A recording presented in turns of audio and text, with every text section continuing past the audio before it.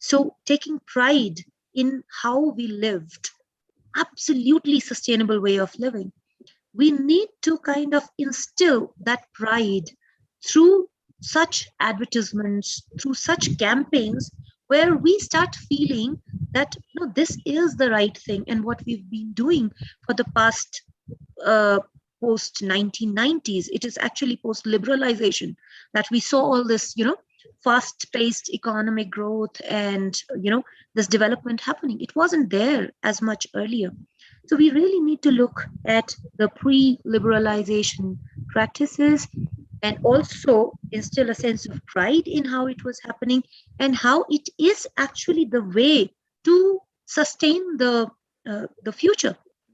Because I was reading the report, a report where it very clearly mentions, I think it was from some one of the economic forums discussions, that the world is together collectively moving towards a decline in economic growth, and there will not be as much economic growth as we are seeing today. It is going to initially kind of stagnate, and then it's going to decline.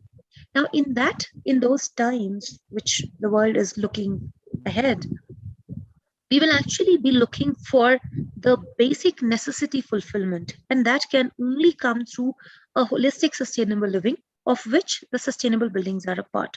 Now, one more point I will add here, and then I'll close, is that these rating programs currently which we have across the world, so they have certain criteria system, but then it is largely, most of the rating programs are largely driven or based upon what is designed and how building is intended to perform.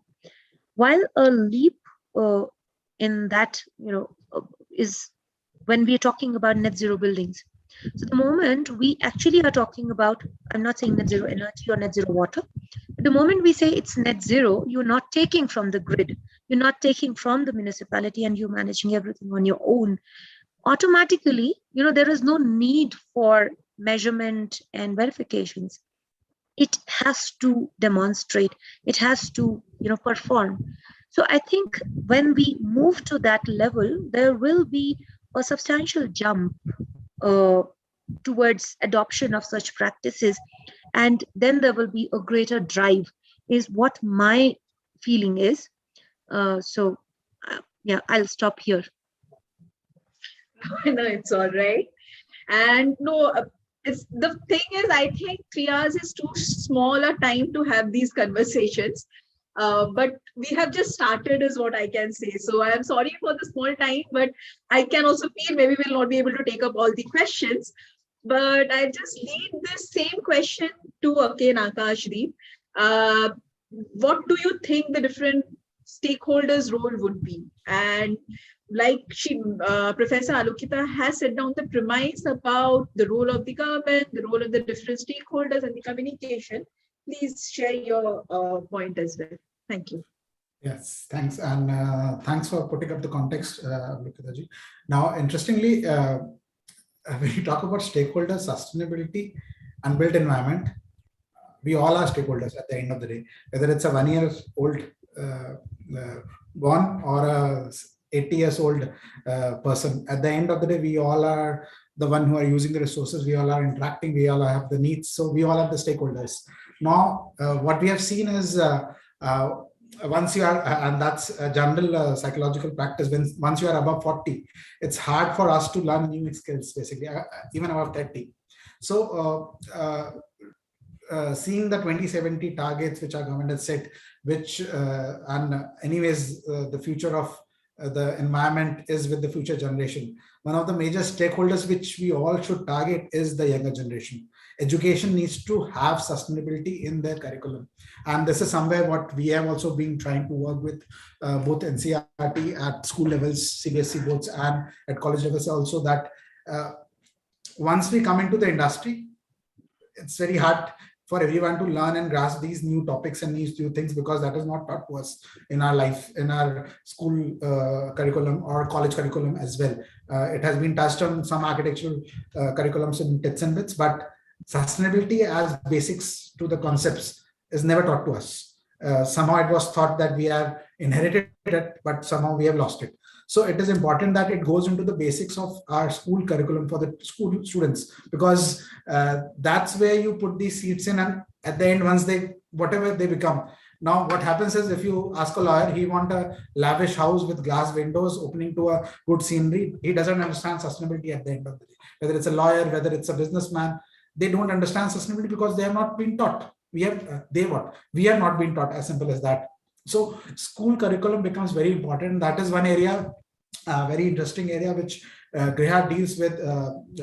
There's a interesting evaluation system that's called the Griha Day Schools. It's not there across the globe. So just on that side. Now this rating, especially when you say about, it's not taken by any consultant or architects or anything. It is taken by students for their own schools with their teachers. The intent of this exercise is again to make them understand what sustainability is. So we do not have any other further stakeholders involved in this whole process. The students from 7th to 10th are involved in the whole evaluation process. They are made to understand, okay, go to your different classes, see how much area you have, how much fans you have installed, how much light you have, light bulbs you have installed. So that basics through activity is something which is taught in this rating. So it's come basically play and learn for them to understand sustainability at that stakeholder. Similarly, at college level, you have various activities which we do with, especially architecture engineering colleges, in which, for example, when you talk about light, now how much is ample? As a user, this light is okay, this light is less, this light is more. It's just a feeling. But officially, everything can be measured. As we said, if you can measure things, you can manage. As you rightly were saying, that net zero. And one of the concepts which Reha was developed was what gets measured gets managed. Because in India, data is one of the challenge. Unless you don't have data, you cannot manage it. Whether it's human resource, whether it's energy, water, light, anything, everything can be measured in its effectiveness or efficiencies, basically. So with college students, we go around helping them understand these technical terms into much simplified ways. Then you have general public come into place. So there are multiple stakeholder engagement with them to make them understand what these topics are. There's something called Paryavaran Rakshak program which we do. Mr. Praveen, yeah. So in that, what we do is basically, it's a 2 hours Sunday games with them. That's all. In games with the residents, we try to make them understand these topics. So as I said, everybody is a stakeholder. We can't put everything on a government or everything on architects. It's not that way. It's a collective approach is important. And from a small kid to a 80-year-old, they have to understand their own responsibility, which is a challenge in our country because nobody wants to take responsibility, whether it's us, whether it's government, whether it's schools teaching our students, our kids, whether it's officers having the profession. So important is to take responsibility of what we are doing at the end of the day. If we take that responsibility responsibly, probably sustainability is still possible. Otherwise, the way we are going, 5% of the whole built environment doesn't make an impact at the end of the day. Sayari, you're on mute. Yeah, thank you. Yeah, absolutely, yes. And I completely agree with the fact that when we are speaking about having a like getting other people, like citizens involved in the system, it means it also creates a demand. Unless and until there is a demand for certain things, we can keep on supplying, but it will not be taken up by anyone. So empowering people in all probability is also the way how we create the demand for the future projects that we are coming up with, the future sustainable aspects that we are thinking about.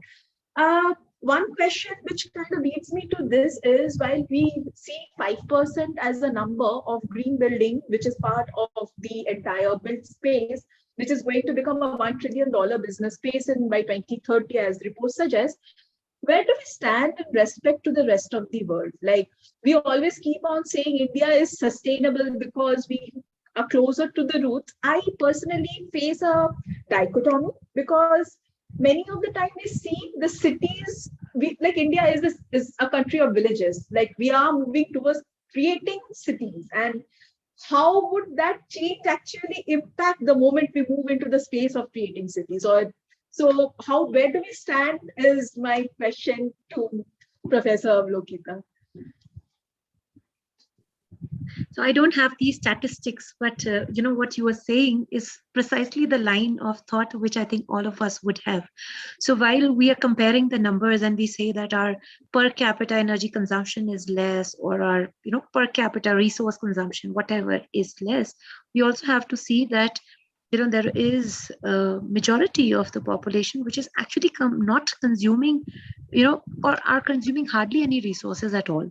So with the growing, economic prosperity, and as you say, urbanization, more and more urbanization happening, the lifestyle is changing. We are bound to be more and more energy consuming in the time to come. So while currently the numbers might give us a perception that our overall per capita resource consumption is way lesser than the developed countries, and the consumption of overall earth's resources, and a lot of these statistics, but it is it is changing very fast, and it is bound to change. And if we continue, so there are two things: either we drastically reduce the population that we have, so if we reduce the capita, so it still remains the same, or we reduce the resource consumption, either of the two. Now we can choose, we can work on both of them simultaneously, but I think reducing resource consumption is easier. So I wouldn't really put statistics to it that where do we really stand, but we have to keep these two things in perspective, that we are a populous country, very large population. Yes, per capita consumption is less, but overall, and with the changing lifestyle, we might very well cross several countries as far as overall resource consumption is concerned. So we really have to be careful about that. So no numbers here, but yeah, that's the direction. Yeah, Akash, Dev, back to you. Yeah, with this rightly question. said. I think so. Now, if you see that whole per capita consumption which we have, 70 to 80% is from the cities. The moment everybody in our country start consuming the same, we'll be the lowest, I'll say highest consumer across the globe. So that is somewhere good for us, that we are in the roots and not developing our villages in the same way. But again, that's the ray of hope, that hopefully our villages still have the hold on our culture, and stick to that, rather than we bad people who have shifted from our culture towards the modern consumption patterns, modern living lifestyles, and turn towards unsustainable lifestyles basically. So economic, again, you can talk about any resource which is energy, water, water being a challenge, and we have seen that we have made such cities in any topography which can be flooded.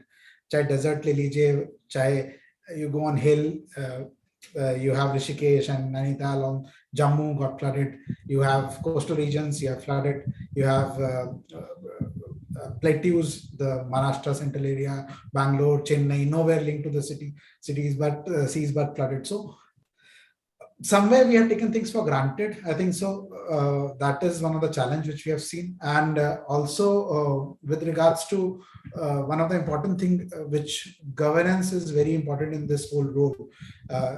Our country or our states, the challenge is, if current state politics is doing somewhere relatively good, the next politician, whenever even the politics change, even if it is good, it will be stopped. So they don't have that mindful decision making in which what is right for the country or state. It is the bad politics which we have in our country basically. There are many big examples of it. Wastage of resources in those terms. Amravati capital complex, huge investments gone, but the change of government and everything got stopped. So not just on a lower scale, and that's where the higher levels need to understand that if something is good for the country or state, and it has to be taken forward, rather than playing on the dirty politics which we generally used to run on. So again, Right now it's not a rosy picture, but let's hope we improve somewhere on each of us improves, and 10% becomes 20 and 40 and 50, and probably have a better future. We will all be dead anyways by 2070. Let's hope our kids have a better future, because हमारे तक तो improve होने से रहा, that's for sure, with the pace which we are going in. Yeah. No, I know it was a difficult question, and I can feel the discomfort when we are talking about it. But you know what? I am positive about one thing. Like what I personally see, construction in its phase or in its scale is something in India is maybe a 2 or 3 decade old phenomena. Like earlier, it was not this big. And and while we are talking about the prominent, I would say the houses of the Western world, they are having it from the industrial revolution, which is almost close to 100 years right now, or more than that, closer to that. Within the 20-30 years decade, at least we are having conversations, we are having policies, we have started thinking about it. So we don't make a mistake and we start going back. In all probability, we would be learning and taking care of these steps while we are going ahead. Like that was what I would imagine. I think I'm an optimist to the core, so I would imagine it that way. But that is where I would take that point. And one thing which was touched upon in our conversation was, which stops people is the thought that it is a costly affair. So both in terms from, I would like to hear from both Professor as well as Akash Deep, how do you think like the cost of the pricing is?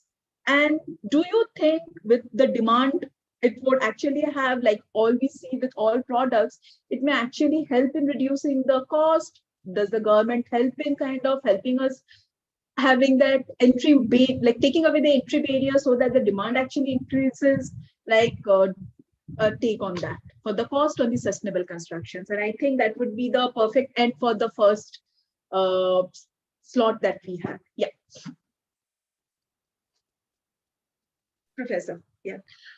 Yeah. So, see, I'm not a practicing architect, but Right. we work more on theoretical and research related things. So, from whatever I've experienced, because if Akash, you are working in the practical field, probably, or Apeksha or other people, you would be better people to tell about that. But what has been my understanding is that often people are not looking at the operational cost when they are making the building.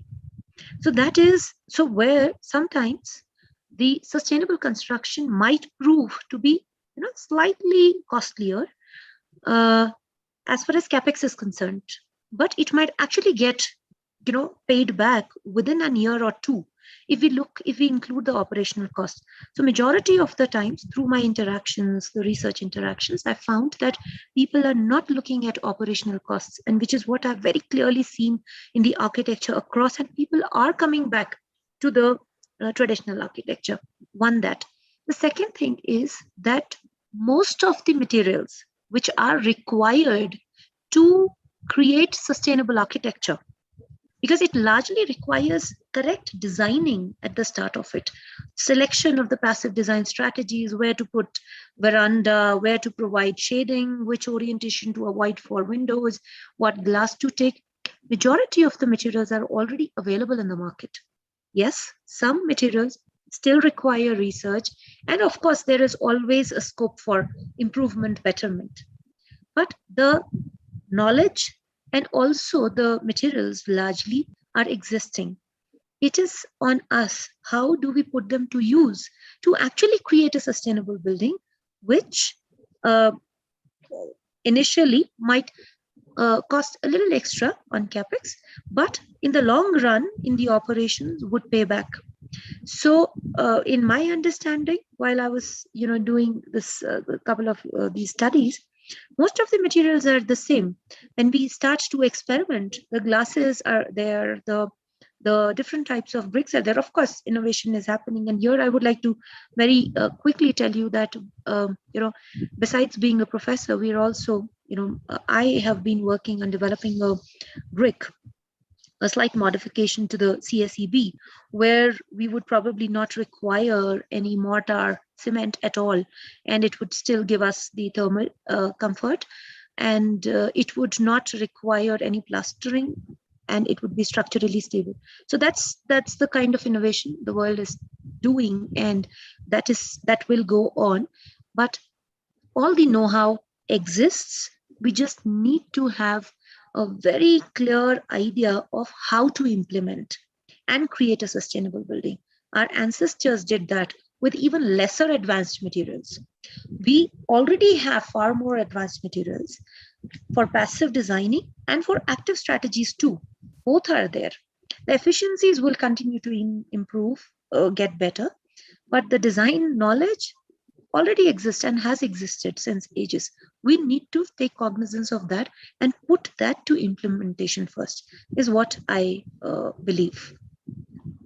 Thank you so much for that, Akash, with your take on it, because you generally you are also hands-on working with your role that you are in. So you would be aware of the past and future expected way how we are seeing this ecosystem to grow.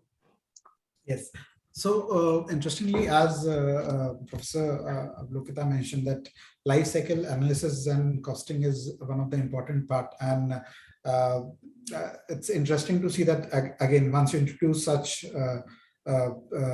terms or evaluation methodology, India doesn't have the data for it, basically. So even being said that, we had tried in Griha and the newer versions to keep this into the whole evaluation process. So Griha newer version has LCCA and LCA evaluation as a requirement into the whole evaluation itself. So pushing the market to adopt to better tools which help them take an informed decision. A very good example, as mentioned previously also, the VE star label program. It is nothing more than an informed decision making tool. You know the star, you take the whole jab into it is less star, less energy, more energy, more star, less energy, basically. And it was easier for the general public to understand that whole jargon of energy efficiency. And we have seen the cost decrease drastically because of that. Similarly, the LED program, which was run by Power Ministries, BE itself. So on similar levels, you need that initiative, top-down approach or the bottom-up approach, that to increase the demand. The demand will only increase once the people are aware. So you need to have tools which help people take an informed decision, which are simpler to understand for them, and have make them use this. When you talk about LCA, everybody runs away. I don't want to do an LCA. I don't have that cost sharing methodology. I don't have that data in India. So these jargons are good in terms of Western world's tools which are available to us. But at the end of the day, you need simpler programs which transcends the technical knowledge to a general public and help them take these decisions on a informed base. So that, because at the end of the day, as a user, you just compare cost without understanding, if you have basic understanding of energy, water saving, all those things. But once you associate that total cost with some extra energy saving in the bills, as the BE Star Labeling program did, you end up giving them more benefits with an informed decision tools. So similarly, we need to work on the tools in water segments, the material segments. If you make a tool which gives U values, nobody understands what U value of material is at the end of the day. You have to tell them, okay, you make a wall of this and you end up saving on your air conditioning or this much cost, and you save it. So that is the transition of technical knowledge to a general perspective knowledge. That is which I think will increase the demands at the end of the day. And obviously, with increased demands, costs will come down. Renewable energy is one very good example. But at the end of the day, the whole embodied carbon and renewable energy is a whole different discussion altogether. But then it has showed a reduction in renewable energy cost because the demands have increased. Whether it's a government policy, whether it's a rating mandate, whatever it might be. So, and somehow across the globe, the last decade has been energy. But the next decade, or I think so, we don't have that decade also, but the next requirement is water, because water is life. No water, energy is a comfort, water is life. And we are seeing that challenges now across our, not just in our country, across the globe. So water has been neglected for very long, even being the life source. materials obviously correspond to the areas which you work in, and government has taken many initiatives to showcase local materials. For example, if you go into Maharashtra, and Maharashtra is one of the, and interestingly, bamboo, India is one of the second largest production of bamboo, but instead of us, many other small countries are using bamboos in construction, but not us on a large scale. So government of Maharashtra, and Maharashtra has a huge belt of so-called bamboo farmers. So what they've done is, if you go to Chandrapur area in Maharashtra, they have made a huge bamboo research facility, which is only of bamboo. So structural work, materials and flooring, everything is of bamboo. So government is trying to promote these sustainable technologies in ways possible. But again, it's small steps. So let's hope these small steps become bigger. Mud blocks, lime mortar, and as initially also mentioned by Lokita ma'am, that skill labor is a challenge. It's good that we want to do it, but at the end of the day, if you do not find any way to do it, you will end up using glass and brick and concrete, and you don't have any other option at the end of the day. So it's a collective approach. Again, re-emphasizing on my approach, sustainability is not possible just by client, just by architect, just by user. It is a collective approach which we all have to take together. If we say कि हमने government को बोल दिया, हमने rating bodies बना दी, it will never happen. We all have to come forward in adopting these new challenges and as we say, we have the highest population, which means we have the highest brain power. So if we cannot find a solution, nobody in the world can find a solution for this whole problem. So with cons, we have pros as well. Huge population gives us huge brain benefit as well. Let's hope we use that in a much better way. Thank you so much. And yeah, I believe in like the conversations, the having of creating networks is one of the ways how we can actually learn or access newer products or simpler tools which are there, which we can start towards creating more sustainable spaces. So we have just 7 more minutes before I go on speaking. I would like to understand if someone has any questions for the panelists. You can share your questions now. If not, we would like to conclude with the sessions. Does anyone have any questions? Okay. You can unmute yourself and ask a question if need be as well, or you can type it in the chat box. Okay, I think it's like for the starting part, I think most people are agreeing with the notion of what we talked about having sustainable spaces being a need and not just an alternative.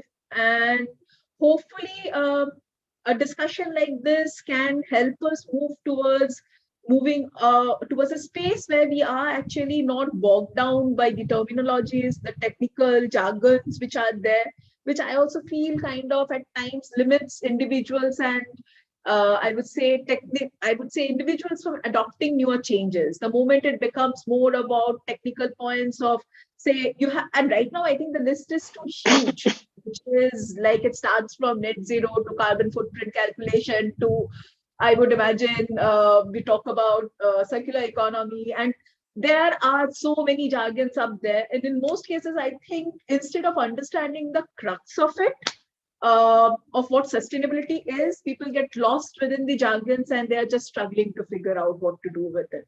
So any last remarks from Akashdev? I think I'm not or Professor, we can then conclude this session.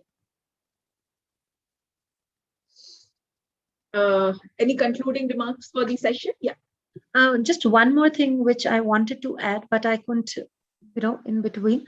One more thing which we really need to look at is strengthening our codes for the ease of adoption. What Akash you were mentioning. So ever since ECBC, kind of incorporated the alternate compliance using shading devices, and also when we mentioned that double glazing is something that we should go for, the world kind of seems to go after it.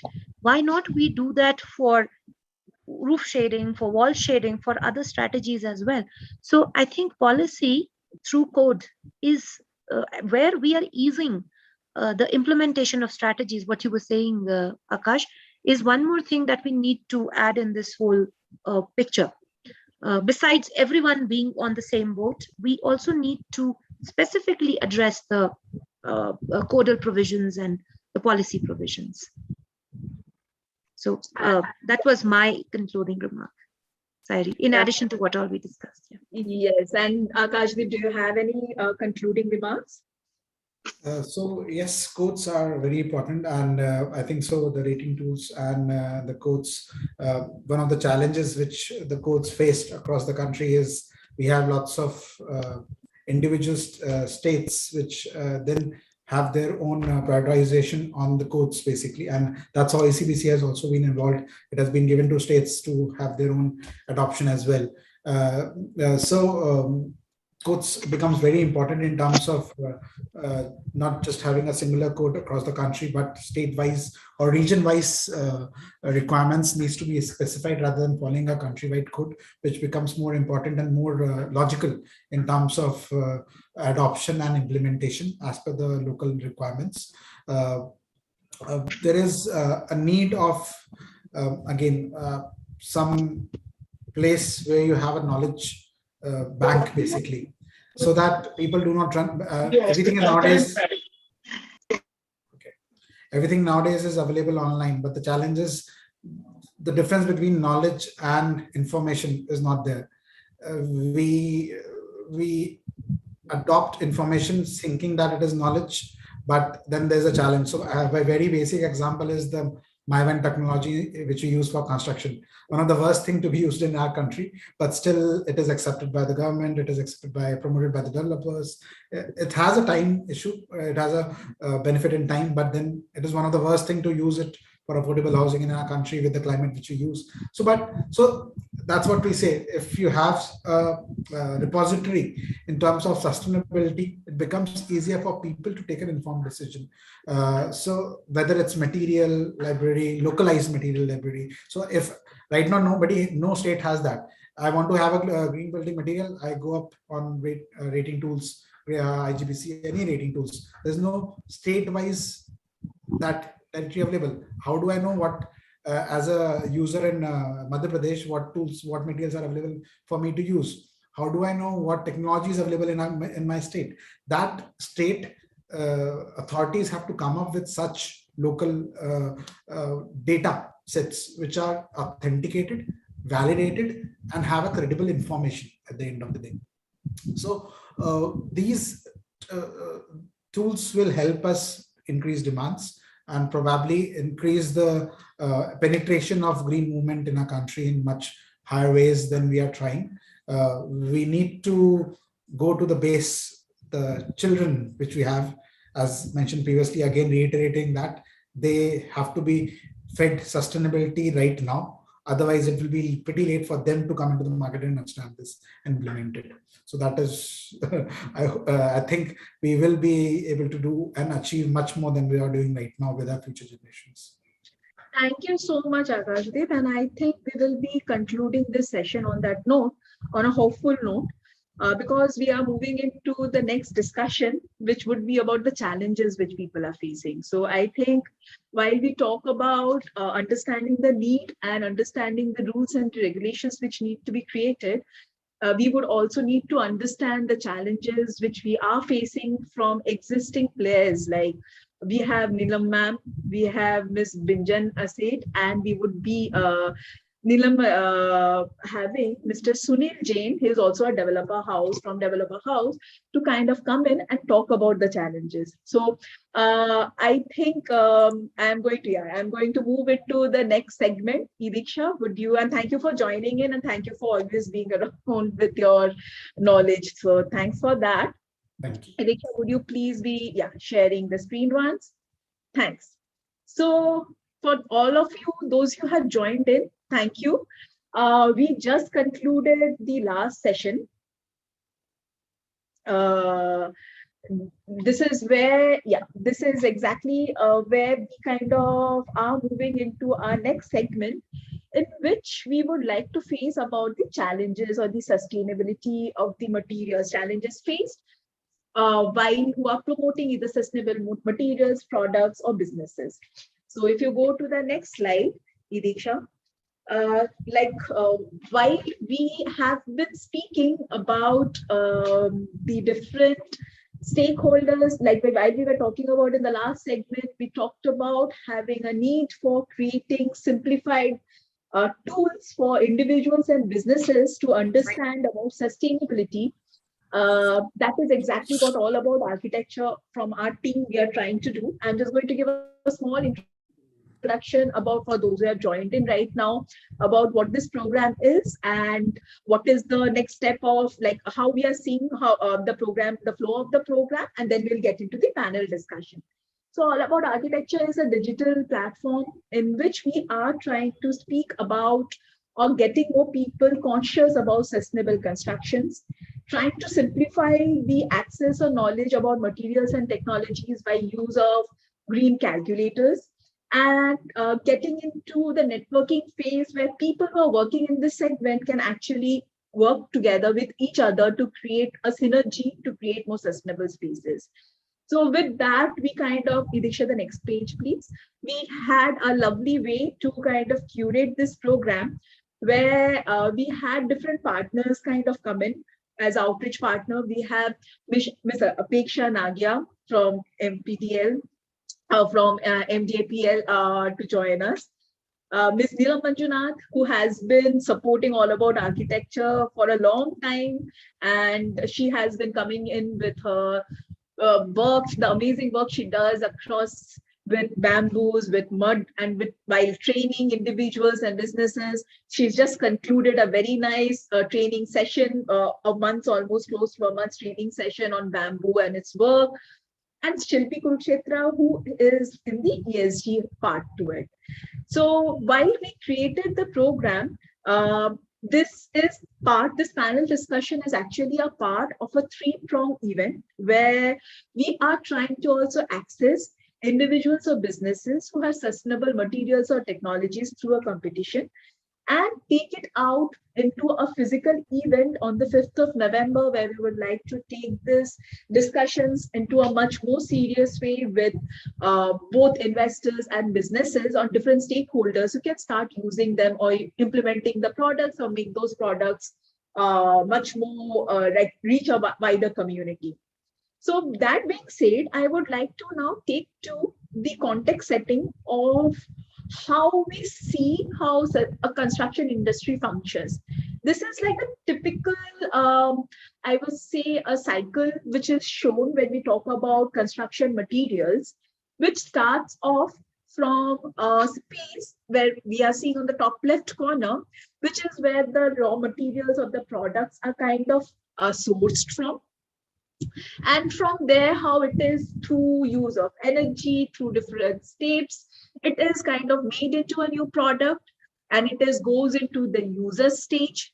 Through the user stage, which is what we realized in the last discussion, which was being termed as the operation stage, it also creates or has a carbon impact or a weightage around the environment. It is kind of taking in. And then it goes down to the end of the life cycle of the product, where it either is ending up in a waste or the dump yard, or it is being brought back to life by being reused as a raw material.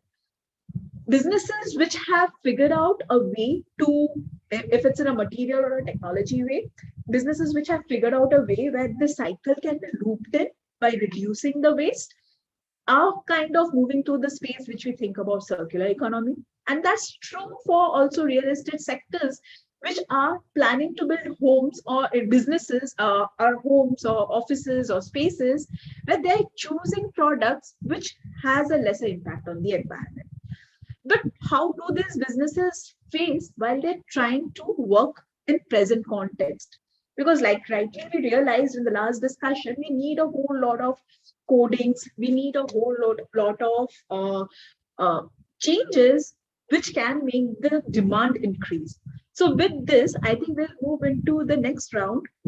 Diksha, if you kind of take in, This is again the simple part of what I talked about, which is the life cycle of how a product is taken in and the different phases in which our choice of a material or a technology with which we are building our home can have an impact on.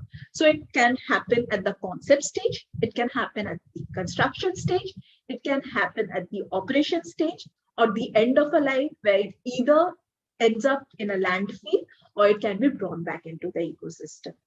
With that, we move into the next slide, Idiksha, where a small graph, before we kind of move into the text of the discussion we have, which shows the impact of the different materials that are used in construction and its impact on global warming.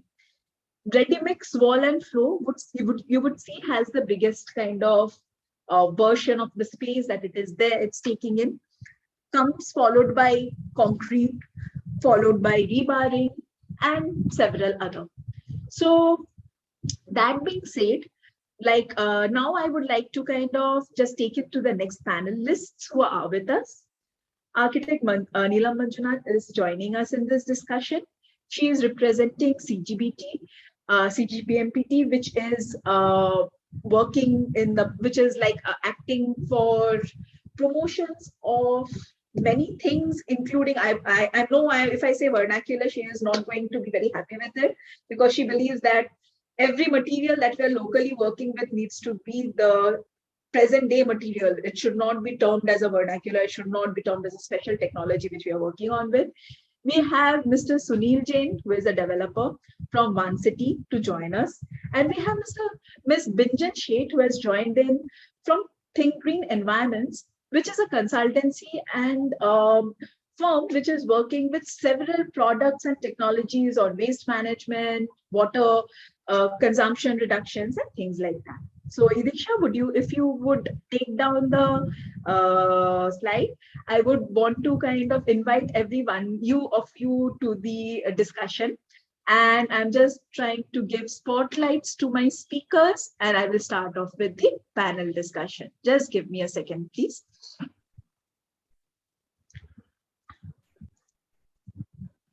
Spotlight and thank you so much for joining in today's afternoon's discussion.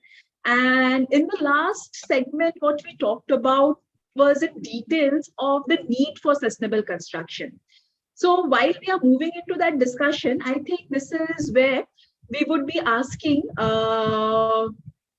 people who are working in this segment, at least for some time. It might be in terms of designing, it might be in terms of consultancy, it might be in terms of creating the product, the end product. Why would you have started your work, or would you have started to work with sustainable products? If you have, and what made you kind of move towards that? So I would start with Neelam ma'am to start off with the conversation. Hello. Yes, ma'am. Am I audible? Yes, ma'am. Okay. Yeah. So I think that's a very again, as you were telling, this is actually not a question for me. Yeah. Because I didn't start my work with a choice of material, but I feel since my student days, I was feeling that we are supposed to work with the materials which don't require, which are not very highly processed, and even technologies which are more benign. And so for me, that was the standard business practice from the beginning, because for me, architecture defines responsibility, which we need to take it very seriously. And that's how I have actually got into this whole thing. I mean, I won't say got into the whole thing. I started with the same thing. What people today call it sustainable construction of technology. In those days, it was passive architecture design, passive solar design, and there were other names for that. But I think passive solar design or climate responsive design, I think that's how it was. And in that, all the kind of processes of materials which are local, less processed, that came into the picture, and that's how I started with it, I would say. Thank you, ma'am. Mr. Sunil Jain, would you like to say something on whether you have been able to move towards creating sustainable homes, or how do you see it kind of having an like where do you see yourself in this space?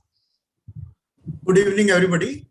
And it is very difficult for a developer to enter into sustainable because we are constrained with so many constraints like designing and approvals and customer acceptance. We have to keep in mind everything, so that, but we try to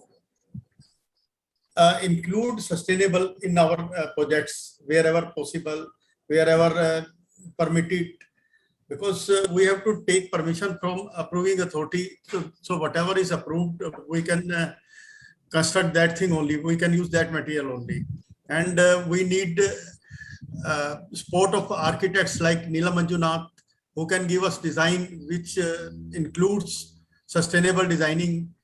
And we try to include everything which is wherever possible. Yes, sir. Thank you, sir.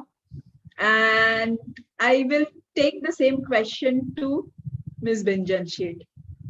Yes, hello everyone. It's nice to be here. So I would say that since my childhood, I'm inclined to nature, and it is imbibed in me. I have been always vouching for sustainable development, because see, in our culture only, we have been brought up like that, we are basically how do you put it, raised in a sustainable development format. We feed animals, we care for sunlight, we use water which is necessary. But as we progress and as the urbanization happened and we move away from nature, actually all this waste, excessive wastage has started happening. Since 18 years, we are involved in treating wastewater, and we have been successfully doing it for various industries, and we have installed more than 500 plants, wastewater treatment plants, be it effluent treatment or sewage treatment plants or grey water treatment plants. And there were many challenges we have seen, but I think we should talk about it later. What do you think?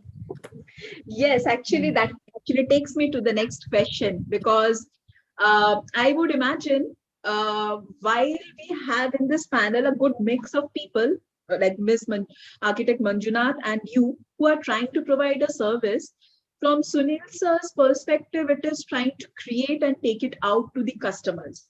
And each of these individuals, like in terms of either designing or accessing or getting permissions from authorities to make that project happen, is a whole series of actions which need to culminate into the project that we are envisaging. And I'm sure from the perspective of a designer or a consultant, you would have been facing challenges while you're trying to have conversations in an ecosystem where what should be a normal is not a norm. So I would really like to understand from your experiences what the challenges are, whether it is in terms of convincing end users, it might be in terms of working with authorities, or it might be even getting access to the knowledge that we are trying to create the sustainable space with. Neelam ma'am, would you like to take the question? Yeah, definitely. Yeah, challenges have been many. Actually, it even started in my student life itself, when we were told to start design a block of apartments, and there were 4 apartments on each floor, and I had a different plan for each apartment, because depending on the orientations that we had, and where should be my living room and where should be my bedroom, and depending on the light and the natural ventilation and things like that. And my professor didn't like it, because according to him, it had to be the same.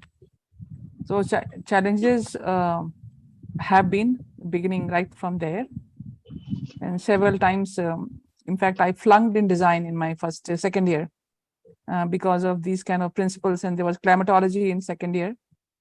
And I was very dogged about how it has to be designed, and the professors just would not agree. So it started right from there. And I think many students even today face these kind of challenges because they don't find that kind of a support in academics by the professors, even at the student level. And then when you come to practice, of course, when I started in Delhi and then I moved to Nagpur and then finally to Bangalore. And coming to Bangalore, Vastu was one big fellow that was happening here. And, not that it really affected me, but as a struggling architect, these things did matter. But even then, I have kept my I would say, integrity as an ethics as a principle, and all the principles that I had been advocating even when I was a student. And it has been tough. It is very tough, actually. For example, one time one DC asked me, that why should I use bamboo? Can you show me an example? I said, if you do not give the project right now, I think 20 years hence, again, somebody will be asking the same question. And so there would be no answer to that, actually. And so that, I mean, that's like one of the things. And that's about bamboo. But even with other things, like you have the systems, you have rainwater harvesting, you have all these other things that we do, I have been doing. People don't really know. And who will do that advocacy is a very big question. And as architects, for us to go and have this backward linkages to advocacy, I have gone to advocacy and I've been doing it for several years, just to see that the sustainability comes into the picture in the mainstream. It has hurt my profession a lot. I mean, and I can see that there are small children who are doing big projects, whereas I am like put in a silo. One is a bamboo architect, and one is a sustainable architect, and another is a bamboo architect. So you cannot be given bigger projects, they think. And the whole thing is, I mean, irony of the fact is that we can do those what all other people are doing and more. And this is something which people don't realize. I mean, because I can do a conventional building because it's very easy to do it. I'm using a tougher thing, so I can do that. And this both is something which is even, and even the fraternity for that matter, even our architecture fraternity, I am more like, I'm not an architect, according to them, and a designer who probably has taken up one material and she doesn't even think about the building design. That's what is, is done. So it took me a very long time to, even when I was getting awards, it started with rural architecture. So either you are banded as your thing as rural excellence in rural architecture. That was my first award, and then it became to bamboo. And then after quite a few years, it started being counted as sustainable building awards or prizes. So it has been quite a struggle, and it has taken my complete for practice in a completely different trajectory. And even though I keep telling that bamboo is only one of the materials, because and there's another factor is the bamboo sector. The bamboo sector thinks I am not a good bamboo architect because I don't do all bamboo buildings, because I believe that you cannot live in all bamboo buildings, and you should not have. They are expensive, they are difficult to maintain, because all bamboo buildings can happen only in some areas, not every area, and they can only be in the niche market. So if as an architect, I want to mainstream a material like bamboo, it has to be in mainstream architecture and not in niche architecture. So it's like, it's a very difficult proposition. I mean, as my co-panelist, Mr. Seth, is speaking about that, Jan Saab, about, this in the real estate sector. For architects, even worst, because our, what do you say, profit in the profession is in the realm of 0.5 to 1% probably, or even less of the project cost. And if we get to this kind of practices within that, it is like you are absolutely in the negative all the time. You are simply fighting. You are you are economically unsustainable completely for being sustainable environmentally. And this is a very big challenge that is there for us. And there are many architects, like after they have done and they have earned their millions, and then they would say, okay, I will do one CSR project where this will happen. It's like you do everything else, and and then I'll go to Kashi and I'll just say I'm rid of all my sins. Either you are a sustainable architect or you are not. There cannot be a midway, and that is something which is very and if and I would really say, if each one of the architect, I think in Sayari's program itself, last program that I was there on, I think there was a survey kind of a thing, and a lot of many people had called. Hardly any practicing architect came on board, because they probably could not have answered that question, that why they do what they do, knowing that it is hurting the environment in such a big manner. And that's why people don't want to even come on board for those kind of they were more academics, and academic people you cannot even count for that matter, because it's very easy to teach. Unless until you walk the talk, you should not be talking the walk. And that is something which I am very, very particular about. You have to do both. You have to walk the talk. You also have to, then you have to talk the walk. I mean, about the walk, that, I have walked and I have done this and I have done that. And that is something, it's a very tough, it's very challenging, this thing, but things are much better today. I'm very sure of what it was 34 years and even more. I mean, 1982, I joined architecture, so it's 40 years literally. And I have been fighting this journey all these years, and it's very tiring. Let me tell you, it's very, very tiring. But there are a lot of changes, and I see a lot of youngsters who are much more aware, and they want to do things. They are very committed, and they need a lot of direction, which they don't get either in the college or in the field by senior people. Everyone is after, I mean, I don't want to take names, but more like Zaha Hadid and Frank Gehry and people like that. And I mean, you do a workshop with them, and people are ready to pay any amount and come to learn and do these kind of things. And even academic in the colleges, they are encouraged to do that kind of a work. And these are things like even for promoting this kind of a thing, I had gone to Green Skilling Council for skilling. Green Skilling Council does not have any provision. It did not have provision for 2 years. We tried for any kind of a sustenance for courseware development for mud and bamboo. There is no support. You go for concrete, you go for green concrete and all that. There are lots of them there, but there is nothing for these kind of, I mean, there is no support. I mean, that's the kind of ecosystem you are working in, and we are like more like those middle class population, because the lower class doesn't pay taxes, the upper class doesn't pay taxes. They don't need to follow any culture. The middle class has to follow all culture and take the burden of everything else. So the few architects who are really trying to do something are really burdened with all the things of global warming and doing things and all those kind of things, while the the cream is taken away by all the other people who are the green makes good business sense. That's I do not know what to really say about that, because the capitalists have hijacked the green movement nicely.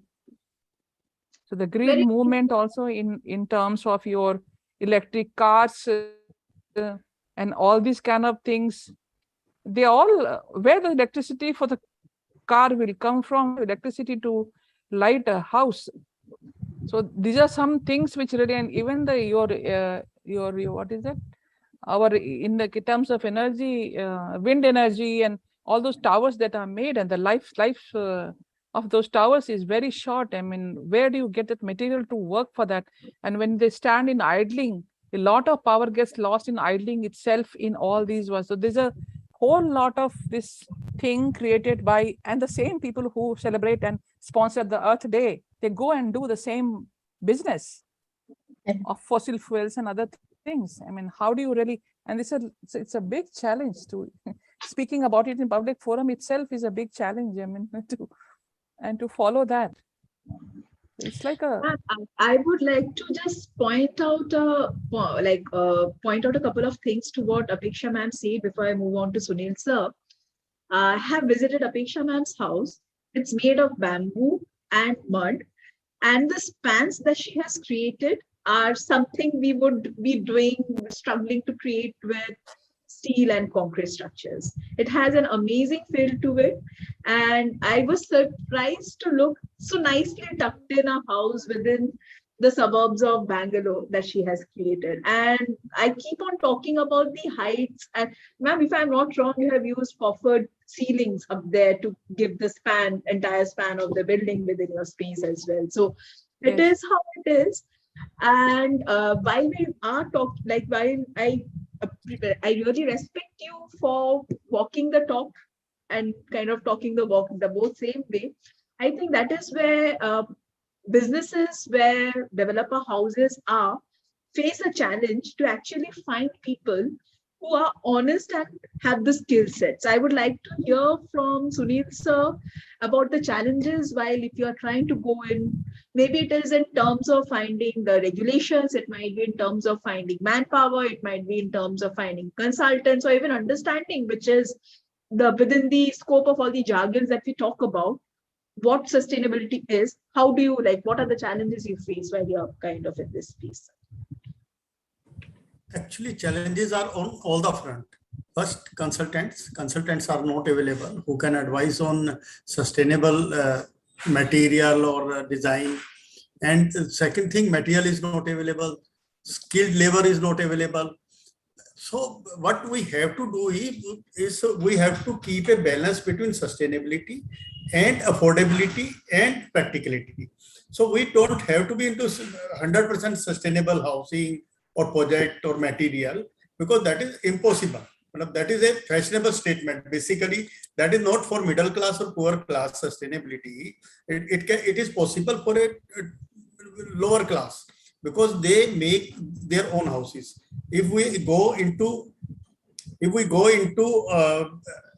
a builder-built house, so it is not practical to give a complete sustainable house. So we have to make a design which is the combination of both. So it is fashionable also, it is sustainable, and it is practical, for which everything is available. And I tell you, in our one project, what is our aim always is to procure material which is locally available, and to employ local people so that they will get the job then there itself. So in one of our project, we used the stone choket, wooden instead of wooden or iron choket, we used stone. So that was very unusual thing for us to do, and that is successful. Because in that area, I saw that some people were using that type of choket in their houses. So I said, why not this? This is more cheap, more practical. Material is available locally. So that is practical. We can do this type of things. And madam should advise that also. Right. And I think that is where each panelist, I am also asking one question, whether the perception of sustainability being costly, true or not true. So I will take up this question in the next point, because that is the most controversial question, which kind of deters many people to move towards sustainability. So I think I have been talking about a bit of a numbers with Gunjan also while we were talking about the space. I will come back to that point. I'm taking that as a note. I'll come back to that point to have Sunil sir's opinion on it also. But from Gunjan also, I would like to know her challenges as a consultant. Like while Sir says he does not get hold of consultants who have sustainable options with them, as a consultant, how do you feel or how easy or difficult it is for you to go in with sustainable materials when you're trying to go to your clients? So let me put it this way. 80% of global wastewater is not being treated currently as per the data. And by 2050, 55% of people will live under water scarce areas. Now, the thing is that 18 years into this field, and we have come to know that why people are not ready to treat wastewater. Why? I mean, you need to ask them. And we came up with many answers. That one is that it is very costly, lack of awareness. Somebody say the smell issue is coming. Somebody would not care what happens to the river, or what they would just throw water in the river, or they would not care the groundwater is depleting and everything. One is that they don't know, as sir said rightly, whom to contact. Then there was many other technical issues, if I may say. There was while designing a wastewater treatment plant, there were 4 agencies. Suppose design consultants came into the picture, then someone civil contractor for RCC plant, civil contractor came into the picture, then electromechanical, and the end user. The end user was absolutely clueless at what is happening. And then the governing authorities come and they would put pressure on them. The plant is not working. So to save all this, they would not put wastewater treatment plant only. So then we came to know, and we thought, we just concluded these are the 10 topics that they are facing. So we came up with a solution that we will build a plant in such a way that it is cost effective. They could save up to 30 to 40% of the cost what they generally paid, or no smell issue, could be a plug and play plant, even a watchman can run it. And all these things could be installed underground, above the ground, wherever. So all these things led us to then the awareness part that you are doing currently, it's exceptional. People were not aware about such technologies exist, and they can do it, and they can afford it. So now only thing that technologically we are advanced, but only thing that people need to know.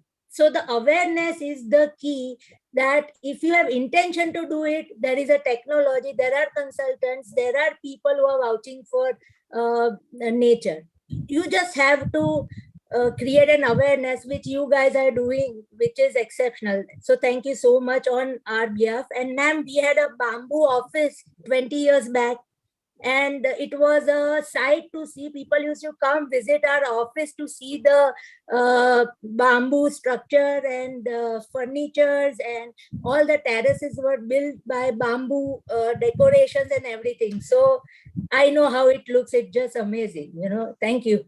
Yeah. Thank you so much, Binjan, for that.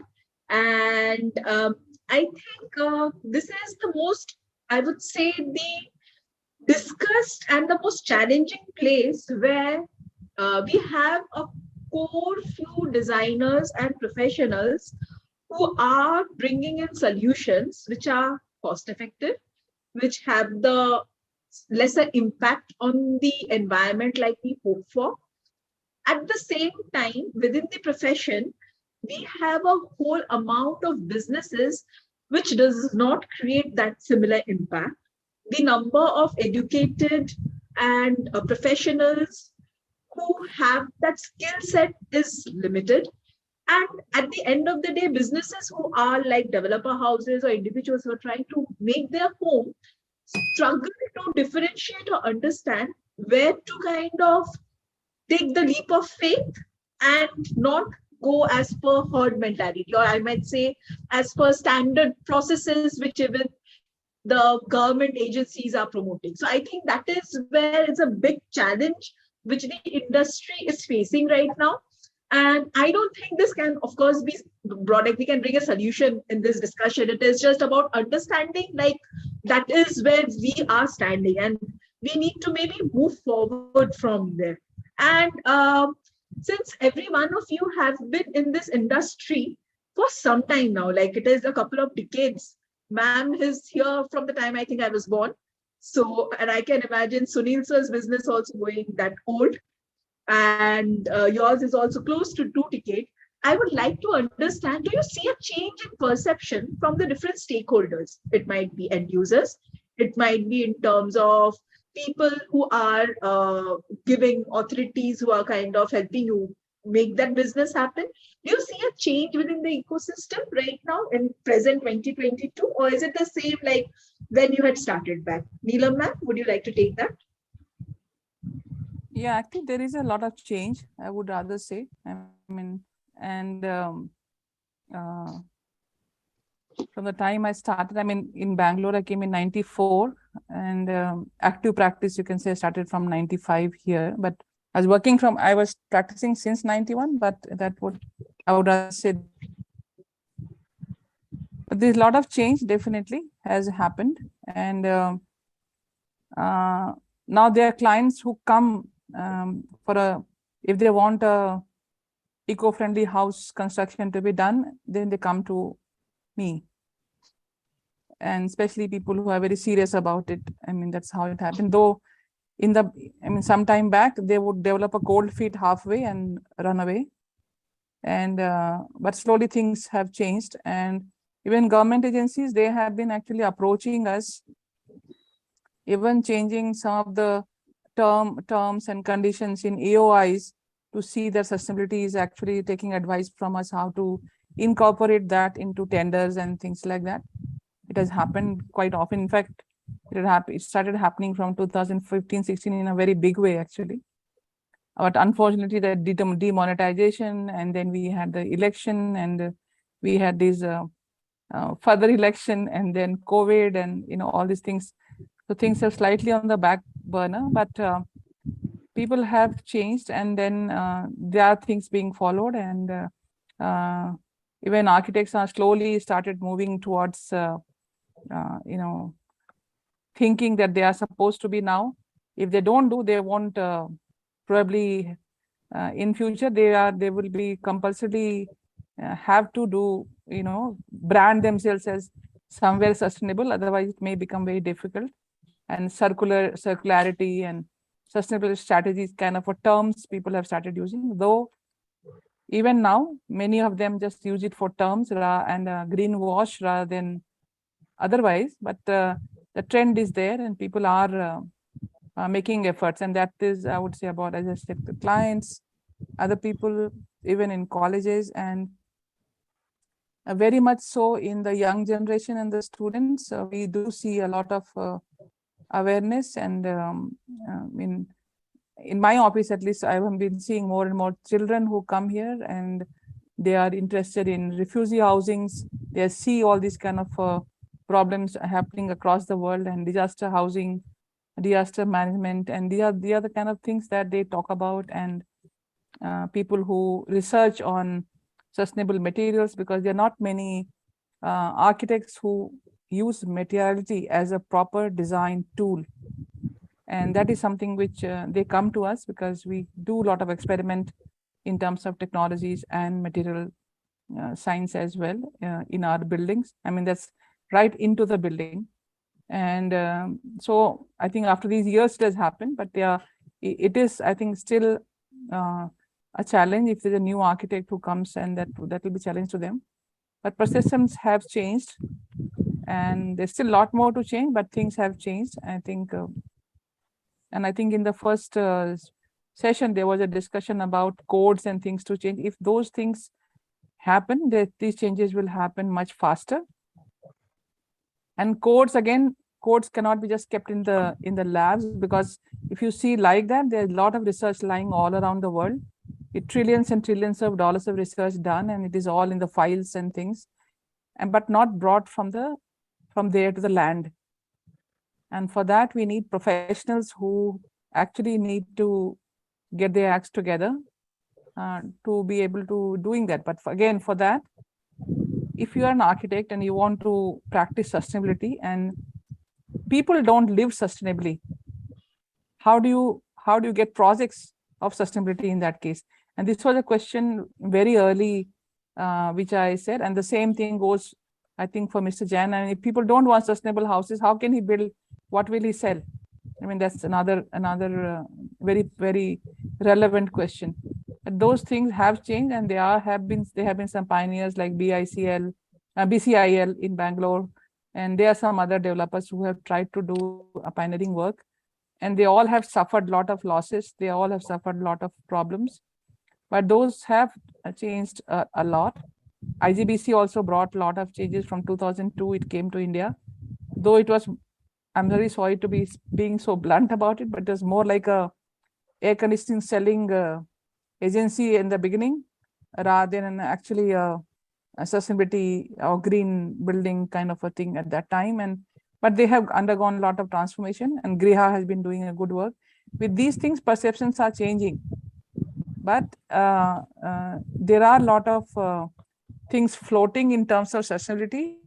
It is being used more like a .com kind of a word, and which, like a myth, it has to be busted.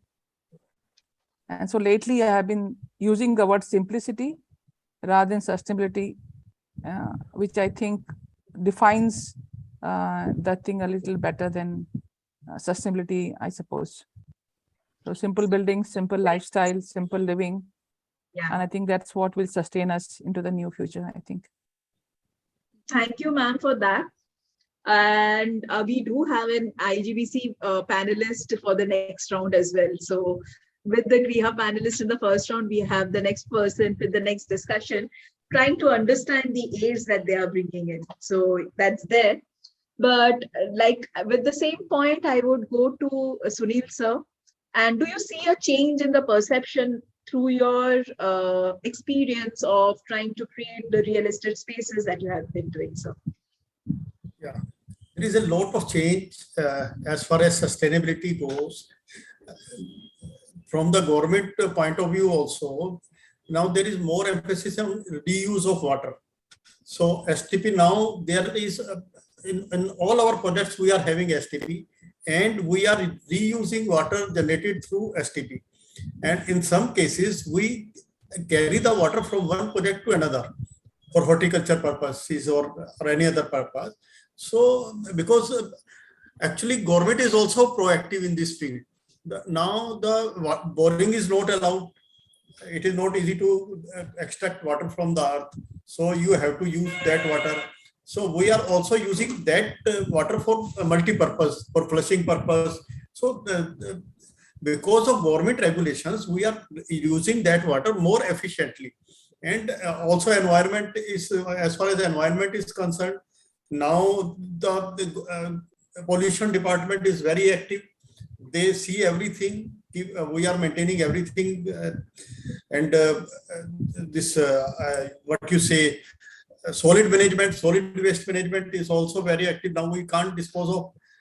So government is also very active, and because of government regulations, we follow regulations, so we are also very active.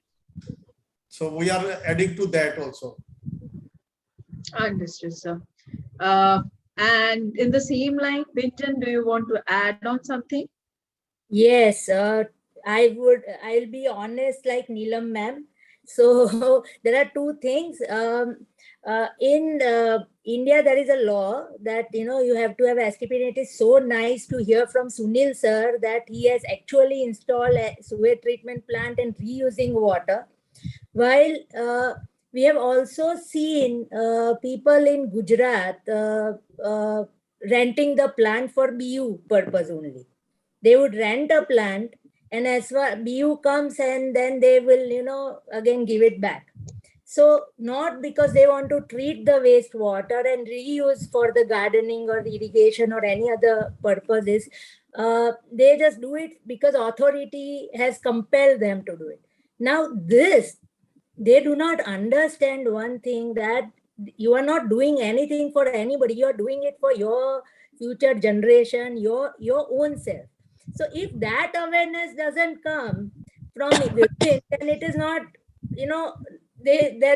people will find a way to how to get rid of a law or something like that. But having said that, I have seen so many people who are really coming to us for wastewater treatment, even though it is not compulsory. So that is a very, very, very positive and hopeful state. And I see my daughter also being so environmentally conscious. So I see future that what we did as a generation, they are going to do it much better than us. That is what I think.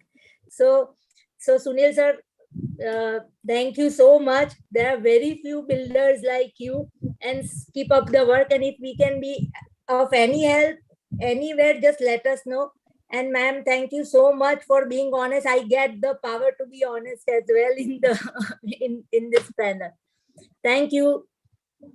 Yeah. Okay. Thank you, Binjan, for Binjan, for that. And yeah, I think the aim of this platform is to try and create this honest spaces of conversation, because unless and until we really understand our pain points, I don't Correct. think we would be able to move beyond that. We would always be stuck in the circle of what leads to cold wars for countries to fight across, because they don't talk to each other and we do not understand the challenge which in real life is stopping someone from taking a certain decision or a process of taking a certain decision. Yes. From your all experiences, I would like to take one thing which you think can actually make or will help creating an opportunities for having sustainable spaces in the future. Like in the last round where we spoke, it was also about educating young students, young professionals. It was about empowering the young generation to create the demand. So once they start creating a demand is what we would be supplying in. Till people have that demand, we don't supply it. So that's a very small part of the economics. But I would also like to take from your perspective, what do you feel is that one thing that needs to be done to help in creating the opportunities for the future? Neelam ma'am, please. Yeah, so I feel skilling in the sustainability sector is a huge gap. We have a lot of research, we have professionals who want to do it, even we don't have skilled people. And I'm not talking about skilling only on field work. I'm talking about, because there's a difference between educated people and skilled people. Skilled people are employable. Educated people need not be employable. And because of this difference, if you see the sustainable sector, you want to do rainwater harvesting, you don't have rainwater harvesting specialists or vendors or people or on the ground people. I mean, I'm talking about the whole vertical. Suppose I take it like that. And same case with other things. If you go for solar, you don't have proper, if you want to install a solar PV, I have worked with Tata BP Solar, I have worked with MV, I have worked with different Technomax and this kind of people. Extremely, extremely poor service or no service at all, in fact. And this is something like very, any sector you want to develop has to have skilled people in it. And if we want to have a sustainability sector developed, so we have to have people in the sustainability sector. And we have been talking for 20 years now, and that's why my organization CGBMT has been doing skilling, not just in bamboo, because people know about bamboo, because that's how it has been projected, but we have been doing in how to design beyond sustainability. We have been teaching masons, carpenters and all kinds of people, policymakers, skilling them into the sustainability sector, literally advocacy and skilling, both.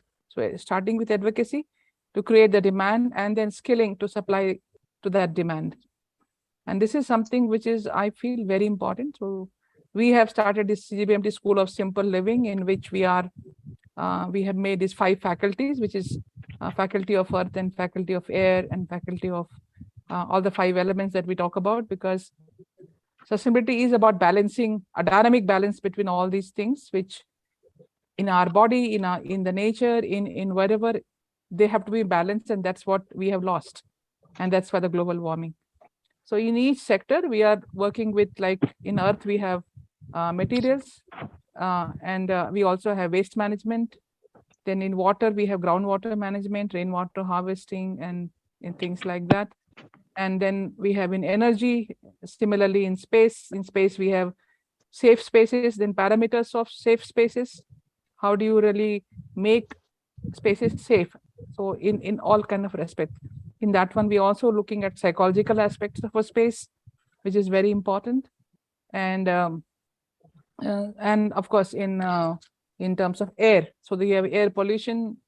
As we all saw, the COVID thing, it was air pollution was the main reason behind. So which particular one factor will suddenly run out of proportion and completely freeze the world, or we do not know, and we really have to be careful about. So that is something. So we are trying to do skilling in each sector, and I mean that's one small bit that I'm trying to do from my side, and we are looking at a lot of partners and people, and if people can invest and partner with us any part of the country or the world, we would be very happy to do that.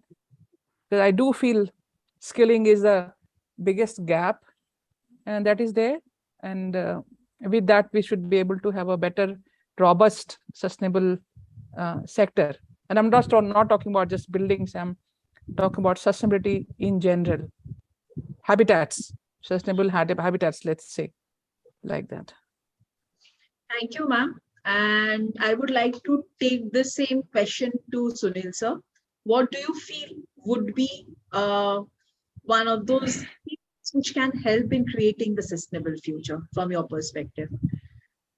So first of all, we must create awareness in general public, in government, in departments, and developer will follow everything.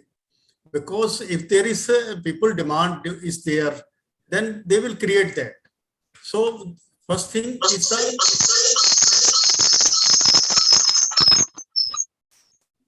first we have to educate everybody about the sustainability of environment, so that people must be aware that sustainability is the most important thing. Because if we destroy our environment, our nature, then there will be no future for our future generations. So first thing is you architects, consultants have a major role in this. So make this type of help government to draft this type of policies, that there should be sustainable development, because a developer has to follow the rules of the law, and whatever is the law there, they have to follow, and they will follow. Everybody fall in line when law is there. And secondly, you said, well said, skilled labor is required. First, you create the awareness, then skilled labor is there. That is the most important requirement. Because in everywhere, in every field, you don't have skilled people. India has a large population, but not skilled people. So these two are the gaps which has to be fulfilled.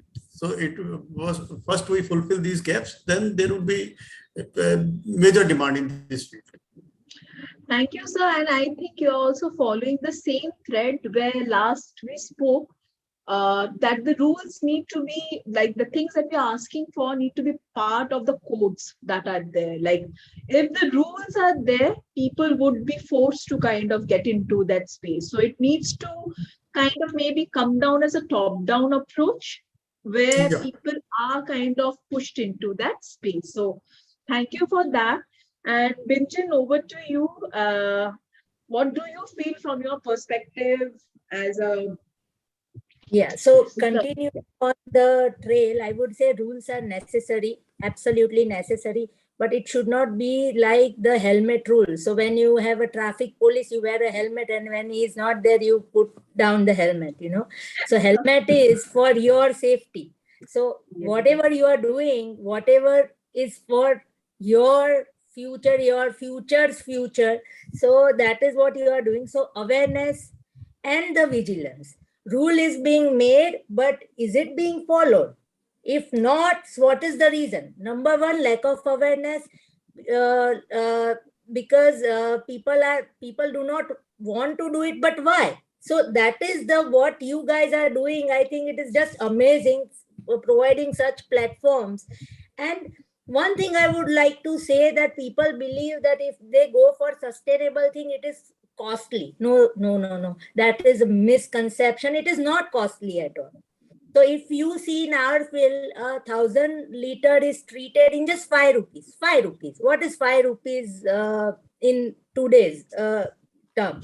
So even any kind of the bamboo that ma'am is saying, it is not costly at all. So the general lack of information, lack of vigilance, and lack of awareness is the something we need to address on, I think.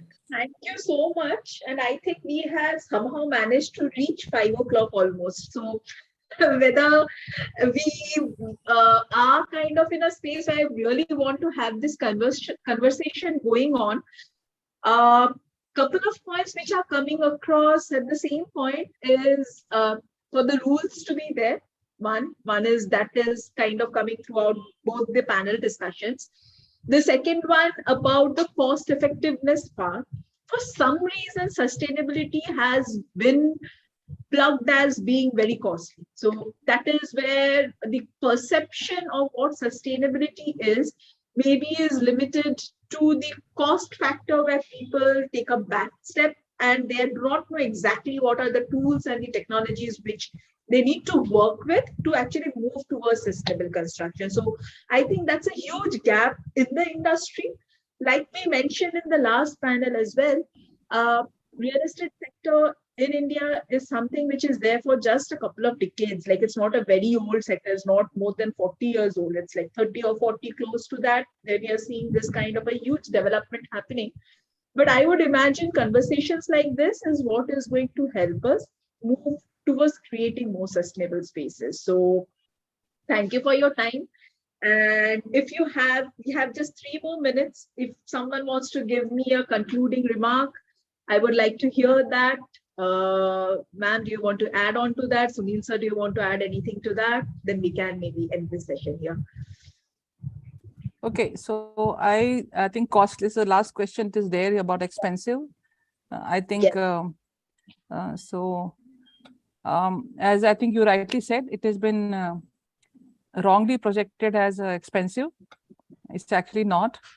And I don't think in any case it will be more than the conventional construction cost. Definitely will be less. But what people think that sustainable construction should be costing less, the perception is should be costing less, and that's why they call it expensive. It's not the otherwise. Nobody calls cement construction expensive because they think it deserves that cost. And this deserving the cost is where the whole problem lies. And so there's a huge disconnect. Like about bamboo, I think we have all this very Bali kind of style that everyone thinks is the epitome of construction with bamboo. I'm getting that through that example because people keep thinking like that. That is definitely expensive. That is around 15 to 20,000 rupees a square feet. And that's like huge. And people will give that cost to those Bali people who do that construction. But here, if I want to give a house even at 3,000 rupees, they'll say bamboo ke liye kuch expensive nahi hai. So it's like you want bamboo to compete with cement, concrete, steel, which is a processed material in the factories already undergone processing to perform like a processed material, but cost like something like a tambu, like a tent, which is not possible. And same thing with mud, same thing with all these kind of things. I mean, all these technologies, right? Rainwater harvesting and using that water is absolutely cheap as even the wastewater treatment is very, very cheap. And the perception becomes, like something which has been a big thing, which really needs to be busted. And a lot of awareness. And I think, as she was telling, that it is platforms like yours, which is trying to connect people together. I think networking is another factor, that's one, and database creation, another, I think, which you are trying to do. Yeah. I think it's a good way, and it's a very good initiative, I must say, to connect people together, because it's like people would know that this works and this doesn't work, and how these things works. Even the initial discussions, I think we had discussions with you about just a consultancy thing on one sitting, small fee they pay, and they know they have half an hour, 45 minutes or 1 hour, and then they know about the pros and cons and things. That's, I think it's a good platform like this. I think it will really help, is what I feel. Networking is another factor which will make people understand sustainability in a better manner, and save their time in material procurement and vendor procurement, consultants where to go and things like. I think that would really help if it is developed well. That's what I think. Thank you, ma'am, for that.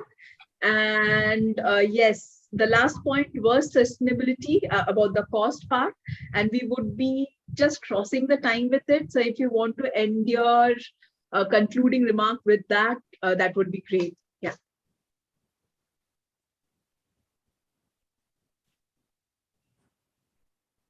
Sunil, sir? Yeah. Yeah. So I think cost, I don't think, is a major factor in sustainable development. Actually, I find it more cost effective than anything else. If we take it in long term, it is more cost effective. But the problem is there because lack of awareness and lack of skilled labor. So these two are the constraints, not cost. I find it more cost effective than anything else. Okay, but we don't get the right material at the right place, and we don't have skilled labor. We have to find it. It is very difficult to find skilled labor. So we go for conventional material because that is easily available and labor is easily available. So we go for that. Understood. Instead of going for this iron fencing, I would like to go for this bamboo fencing. That is more cost effective and more durable, and there is no risk of theft also. iron fencing will be, there is always risk of theft, and for this there is no risk. But I cannot find the material and labor, skilled labor, that is not available. So there are so many things we can do with this bamboo also. Thank you, sir. There is no, yeah. No, I completely understand. I have worked for real estate sector for almost 15, 16 years, and it is a big challenge to actually find the skilled person to come and do. And by the time we actually end up finding the person, maybe the project timeline is off. So we cannot have that kind of, I would say, comfort to sit down and keep on searching for people to make that happen. And that also does end up being a bottleneck for moving towards sustainability. And hence, like ma'am pointed, the space that we are trying to create to give access to people who are there and help them improve upon their skill sets as well, like through collaborations, through communications, through interactive processes. So that is one of the place where we can really spark the conversations around this. Binjan, any concluding remark? Because I think we have crossed our timeline and the last. I just want to concluding remark. ढूंढने से तो भगवान भी मिल जाता है. So you are creating this platform to make people aware about this. So thank you. I just want to share that. That's it. Thank you so much, and thank you to this nice panelists for joining in. And I think we will now move on to the next segment. We have our panelists who have joined in out here. This was a very interesting take because for me, I think we had a very honest conversation surrounding certain very difficult points. We were not sure which direction the conversation would end up, but we did have a very honest conversation about the challenges the different stakeholders would feel. So, and maybe by such conversations, by such communications, by such understanding what are the tools that we have in the present ecosystem, we can actually move towards creating more sustainable spaces. So that actually takes me to the like I am saying a thank you to all of you, and I will be in touch for sure, because this is just a journey on which we have imbibed upon, and I am going to move into the next discussion. So thank you Thank for you. that. Thank you, Thank Sayari. you. Thank you for the invite. Yeah. Thank you, everybody. Thank you. Idiksha, would you please give me the screen share before we move into the third one? Yeah. Actually, you need to go for the full screen as well.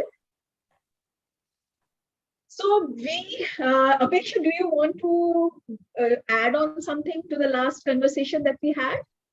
Shari, there is a lot of things, which came up, very interesting topics, two different viewpoints came, the one who's ready to create and the one who is facing challenges as a developer, right?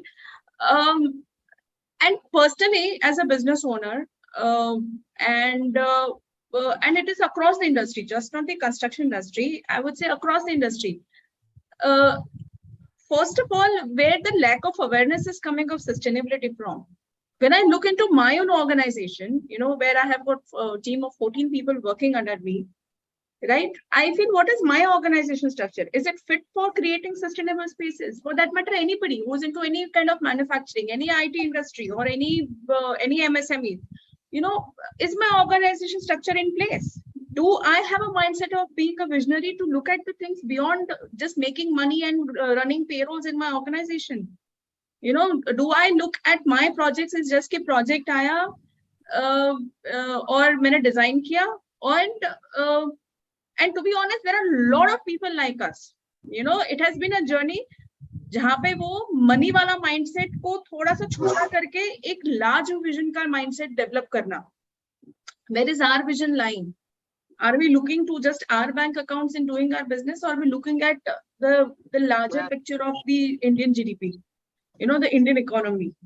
I mean, when I look at the larger whole, I'm talking of just the over 130 billion people. I mean, इतने लोग हैं हमारे पास, और अगर हम, it took a man to get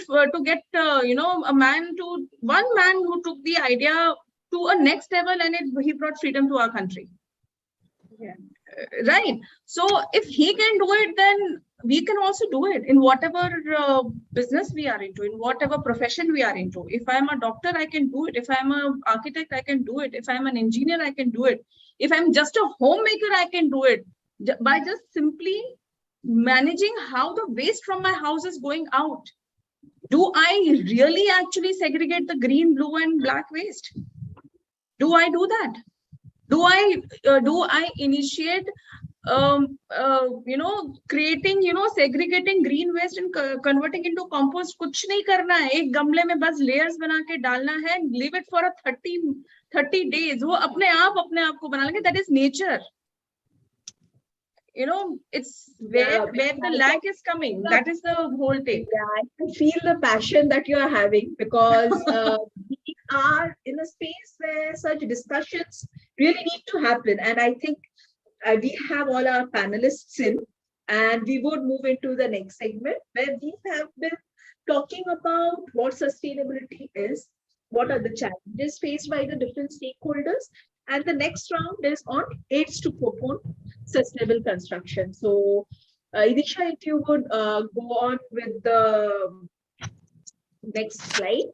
So, just a small brief introduction about architecture. We are a community-based digital platform where we are trying to pull in different stakeholders, give them tools, both in terms of giving access to their knowledge, to their self-learning processes, to networking, as well as going into the initial bits of consultancy where people can actually move for sustainability. We have created certain tech integrations as well within the system, and that's the step forward for us. That leads us to the next part where we collaborated with some of the stakeholders in this ecosystem, like Apeksha. She is the director for MTA Private Limited. Architect Neelam, who we had as a panelist in the last conversation, and Shilpi Kshetra, who is a lawyer and who is working within the ESG segment as one of the professionals in that space. And moving from there, we move to the next slide, which talks about why this event and how we are seeing it in the bigger picture. So this event on trying to understand the challenges in sustainable construction and the way forward is a three-tier or a three-prong event, which involved this panel discussion with several stakeholders from different and competitive professional space who are working within the real estate sector, to having a competition in which we are trying to identify, reach out to businesses or I would say innovators who are within the sustainable space, and a physical event where we would be introducing these products that we kind of identified to help them grow in the process. And for the next slide, we would see that while we're talking about the different aids which are needed, like that is the question that we have, we find that there are multiple stakeholders within this ecosystem. And the stakeholders, while there are end users within the ecosystem who demand the space, there are investors, we have builders and developers, we have designers, we have manufacturers and professionals who are working in this area. And each individual or a professional or a stakeholder has a very unique role to play. While we get into the conversation, and this is kind of understanding from some of the research documents which talks about the different roles of how the stakeholders can be involved, we would try to understand how we go ahead to, I would say, empower the professionals by giving them the aids or the tools which are in the market. So right now, what I'm going to do is I'll just take a second while I pull all the speakers in a spotlight, and we will have the discussion from there. Just give me a second, please. Yeah. You can stop sharing the screen. Acha, for that screen, yeah. Thank you so much. We have Professor Hemantwala, who is a retired professor. He has been, I think, an institution in himself. We have Anamika Garg, who has joined in from EcoCollab, a very young firm which is very proactively working in this segment. She is an urban planner, she is an architect by professional. We have Mr. Manish Johari from Agility Ventures. I'm sorry for the spell mistake which is here. And he is an investor. And we have architect Praveen Soma. Though an architect, he comes from one of the rating agencies that we have been talking about, which is one of the oldest rating agency in India for real estate sector, from the IGBC part. And he holds a very unique role where he is working with Green Pro, which is for green or sustainable products as a within bringing in the ecosystem. So let me just add on everyone to the spotlight. And once we can start off with the discussion. Thank you.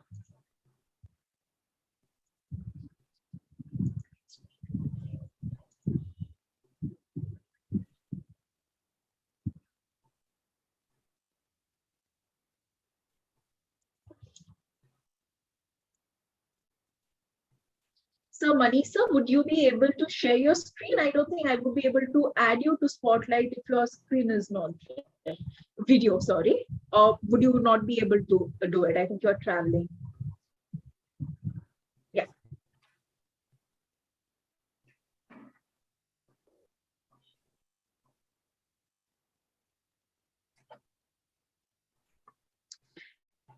Okay, so we had a very interesting session today throughout the day, where we talked about quite a few things, and we have been looking at the different pointers. We were supposed to have Mr. Sabyasachi join in today, but due to some medical emergency in his family, he had to kind of drop out. So I'm sorry he would not be there. But just it was a very last moment thing with his family. His father is in a hospital, so we kind of would not be having him here. But yeah, so thank you for joining in for the session, panelists. I would like to kind of set it to context of the ecosystem is changing. Like the last panelist discussion was that the ecosystem as to how it was a couple of decades back is a bit different right now. It has changed a bit. It might be due to policies. It might be due to international policies. It might be due to internal or national policies. Do you see from your perspective that there are an increasing demand for sustainable construction within the ecosystem. So I would like to start with Hemantwala, sir. So if you would like to take this. Yeah.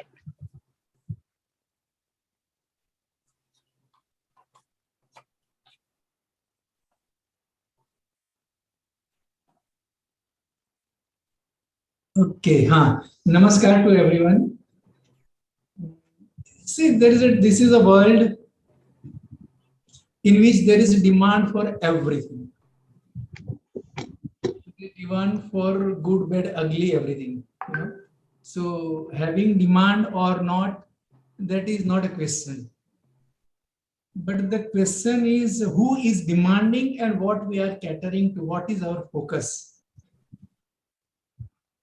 मेरे हिसाब से if I have to summarize the entire play, I'm using the word play of sustainability. You know, it is like dieting की जरूरत उनको पड़ती है जो ज्यादा खाता है.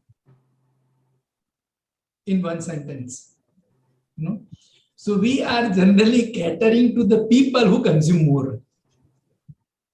And instead of investigating about the material, the technique, this and that, I think the larger issue is to understand कि वो लोग खाते क्यों हैं ज़्यादा, so that they have to enter into the practice of dieting. If you go to middle income group or lower middle income group or this or that kind of sector, we never have to teach them कि भाई जाते वक्त switch बंद करके जाओ, पंखा बंद करके जाओ, लाइट बंद करके जाओ. It is to be, you know, told to a certain elite group of people in this society. Question lies there. We are trying to teach BMW वाले कि भी पेट्रोल का कम कंजम्पशन कैसे होता है. You understand what I'm saying? Absolutely, sir. So now the question is, are we interested in really catering to the BMW people, or we want to cater to the Activa or at the most Alto 800 people? You know. So now my main concern is this: whenever I talk about the sustainable or ecology or this or that, honestly speaking, we are really catering to very small market, very small fractions. Like you have mentioned that 40% of the carbon emission is through the construction. First of all, I don't agree with that statement. There are many more industries that is responsible for larger carbon footprint and not a construction.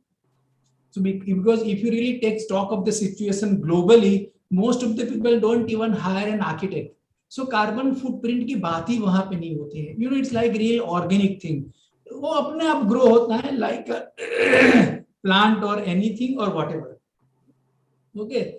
So now, if we really want to make anything sustainable, we have to divide our liability, our duty, our sensitivity in two groups. One who requires a dieting process, they eat more. And the second, we have to generate awareness for those who are really consuming less. You understand what I'm saying? So now Yes. how one can do that? How one can do that? Because our topic is aids to promote changes in ecosystem. And so in this one, we are trying to understand, are there changes which are increasing the demand? Like in the market, do we have any particular change which is happening to Yes, it increase? is happening. It is happening. So first of all, lifestyle is changing. Okay. So now if the lifestyle is changing, obviously the demand is going to be more. Nowadays, we consume everything, you know, in which we require electricity. Okay. So every day we have to charge mobile, do this, do that. Now it is inevitable. We have to accept that. Gadgets are increasing, the resources are reducing, and we have to strike balance somewhere.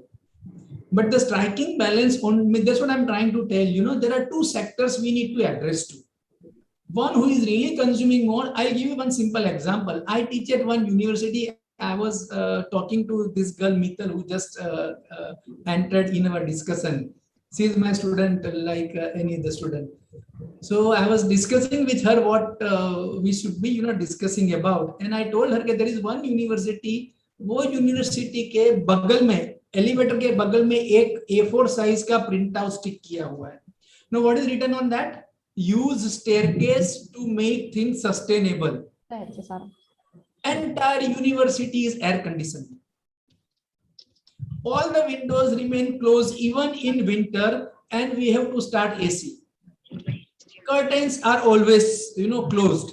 So even if I take a class at 2 o'clock, 2 p.m., I have to put on all the lights. और बगल में हम ये sticker लगाते हैं कि use staircase.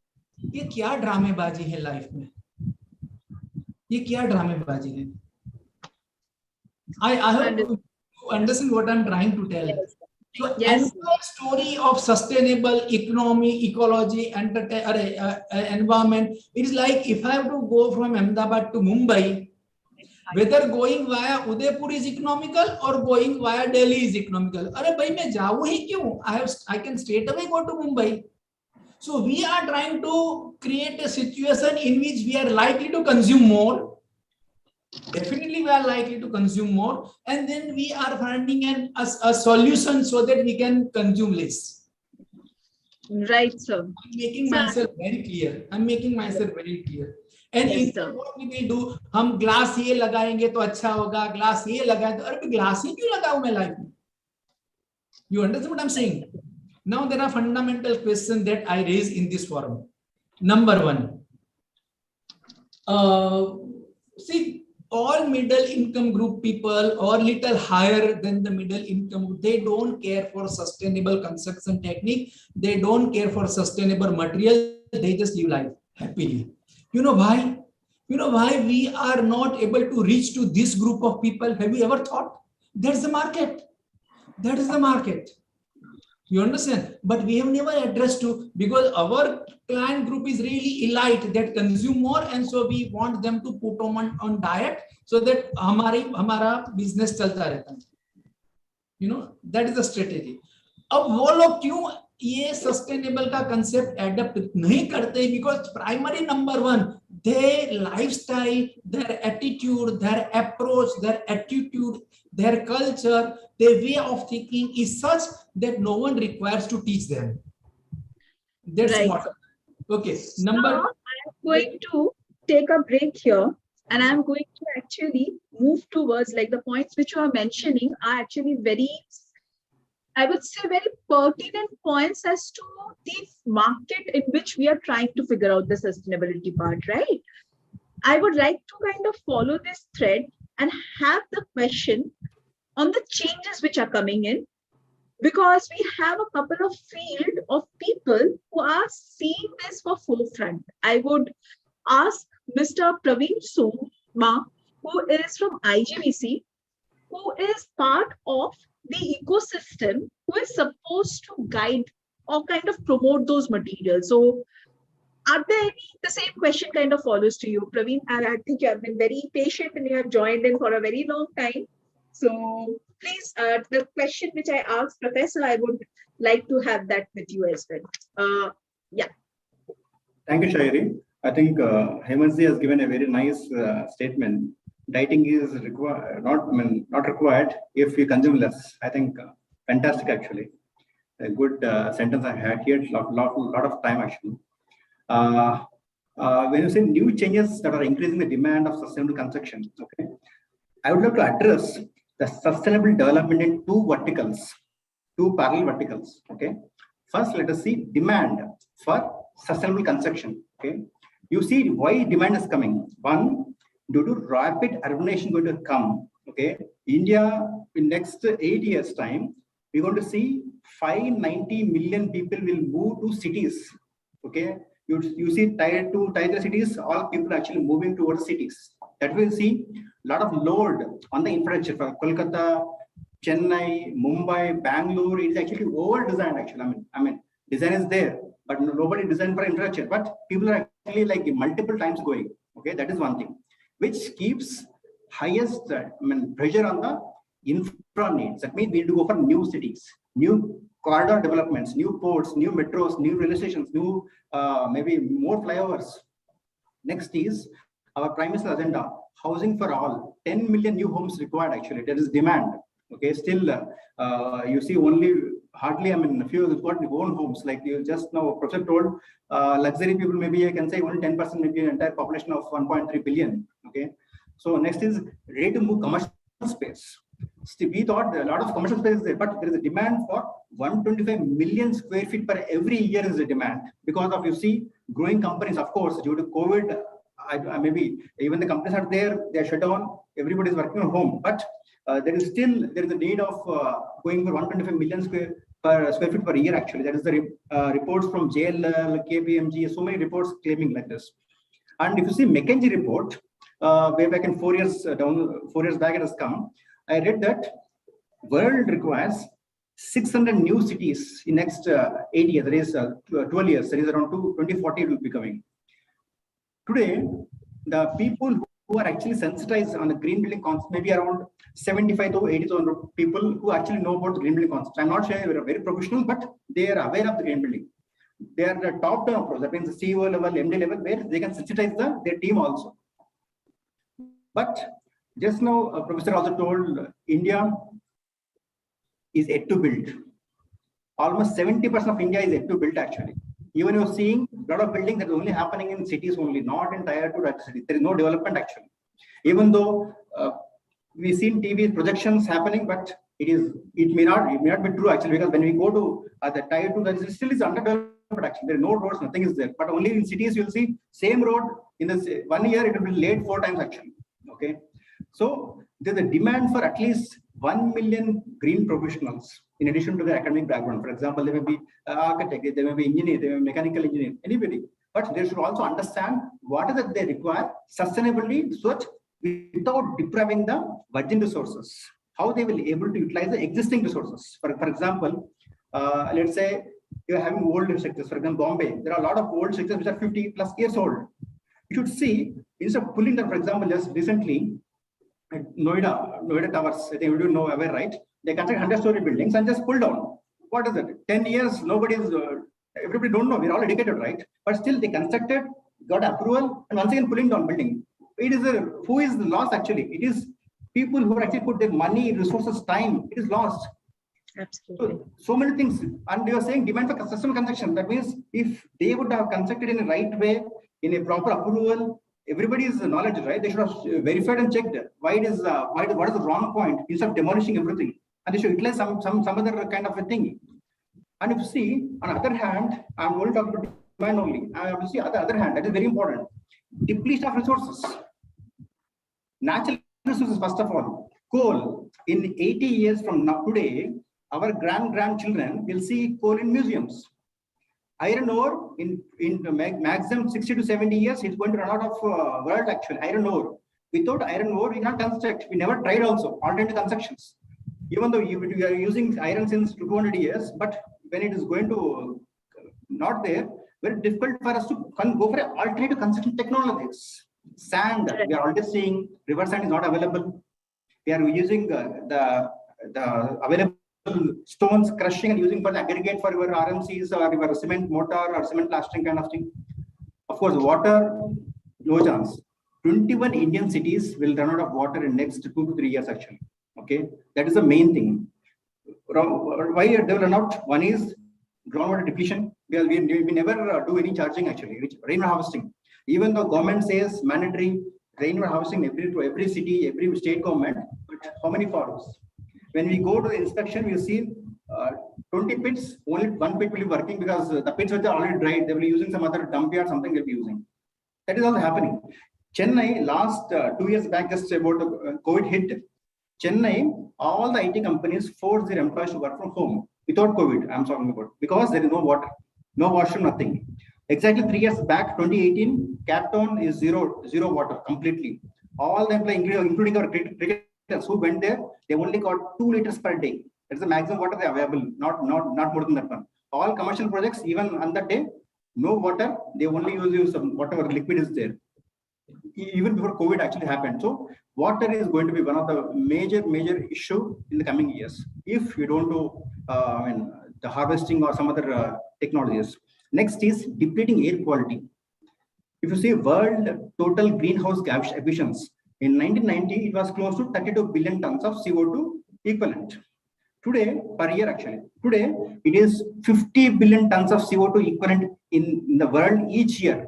That means we're already crossed so many things because of increase of course, transportation, vehicles. We're not still on the clean vehicles. We're still using the diesel, petrol, some other fuel only. So that's why it's also putting a lot of pressure on the climate change effect.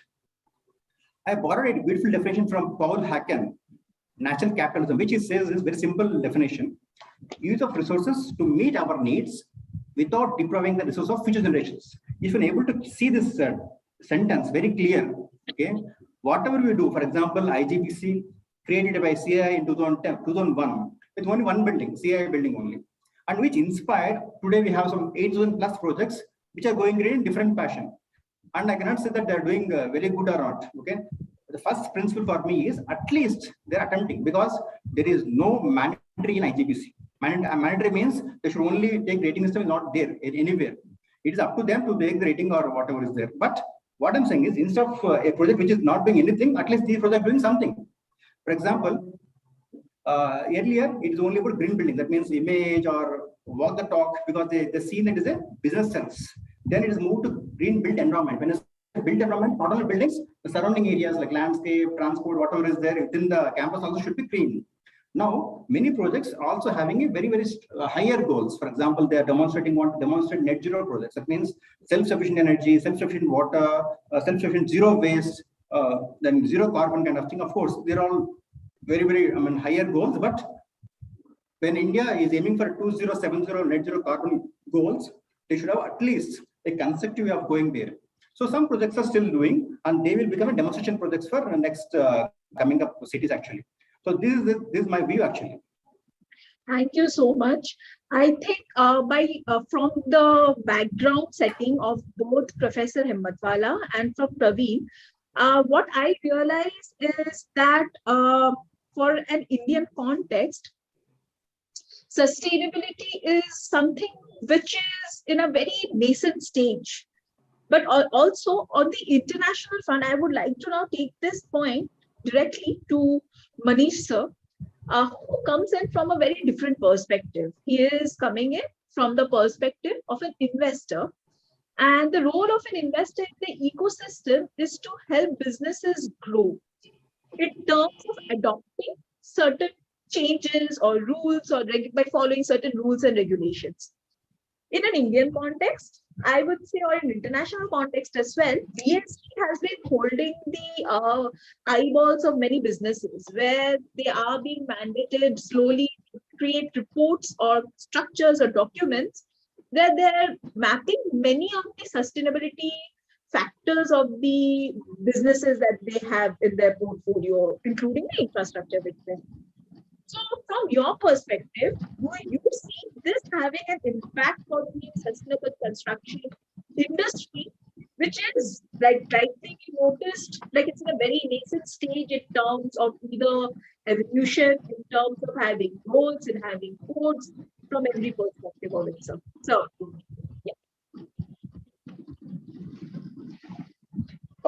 So firstly, thank you so much for the invitation. And delighted to be part of this August panel. The climate change is of concern for each and every one of us. My recent visit to Europe, the kind of heat that I experienced over there was as good or as bad as what we experienced in Rajasthan in the month of May and June. So that being the case, and each one of us humans are contributing to that. Can we reduce the effect and construction? So 40% of energy goes for construction or say building activities. 40% of the global say your energy consumption is by this sector. So that being the case, can we reduce this? If we can, then that is how we can reduce the carbon footprint. We can, try to decelerate the climate change program. And there are ways and means that people are trying to work on, like we had for solar, say, energy. Solar initially, I mean, way back in 2010, uh, I was part of this company wherein, we bid for the price and got it at more than 14 rupees per unit. Today, that price is not even 3 rupees. So, but the thing was that the project cost was 70 crores at that time. So, in a similar fashion, most of these construction technologies, if you see, are they may cost a little higher right now.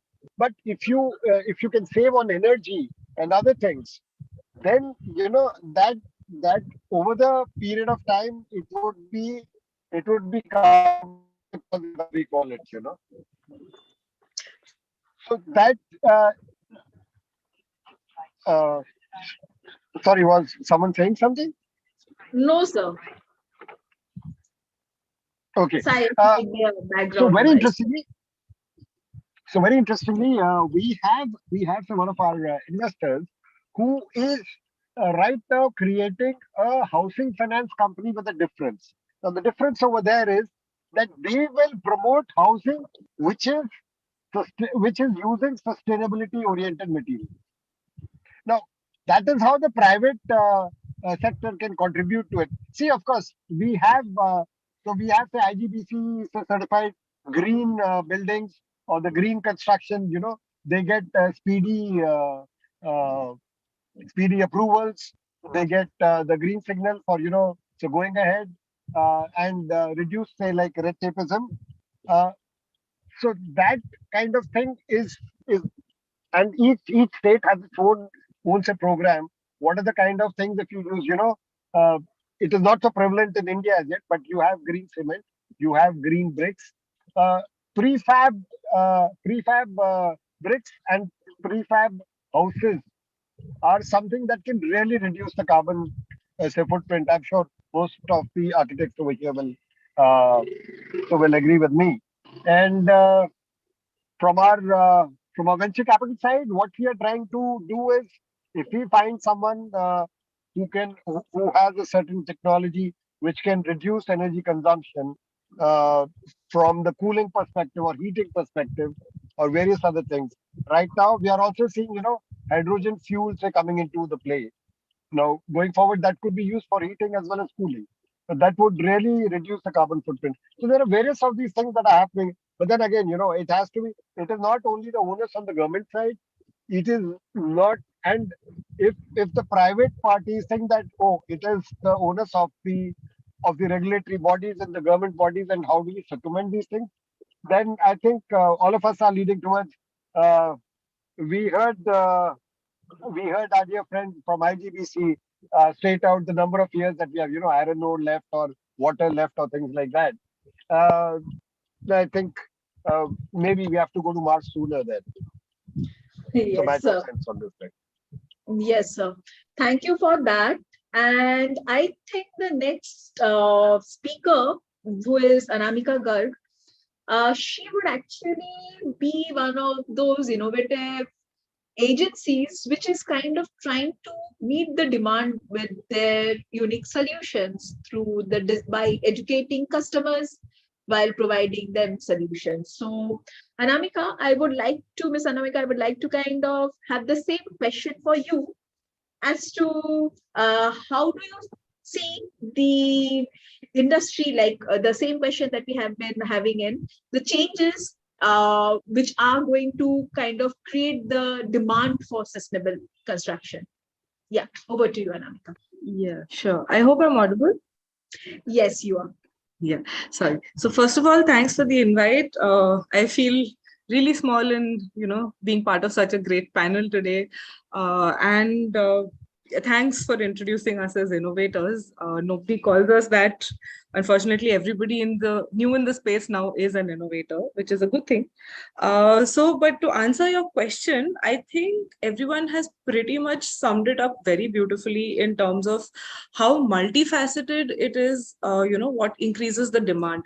So while I think I most likely resonate with, Professor Hemant's summary of overconsumption being one of the biggest problems, why the question actually could easily be reframed as to why is the demand for sustainable construction increasing, when the question should be that why are we not working to make our existing building stock more sustainable? Like we say that there is 70% of construction yet to happen, but our cities don't have the carrying capacity. I think the recent floods in Bangalore were the biggest example of why we should stop overloading cities and their resources. I have lived in Bangalore myself for many years, and given the choice to move back, a lot of maybe surface factors would encourage me to do so. But as a city and as an urban planner, I cannot ignore the problems with the city anymore. So as much as nostalgia would prompt me, I cannot imagine living a life like that, where you spend most of your time in a vehicle on the road, amidst pollution, water scarcity all the time. The countless discussions on, how much there is a water scarcity in Bangalore. And this discussion happened pre-COVID. Pre-COVID, when I was living there were conversations about water tankers and water mafia in Bangalore, So, and at that time, when the corporation did try to halt the construction of tall buildings, they tried to put a ban.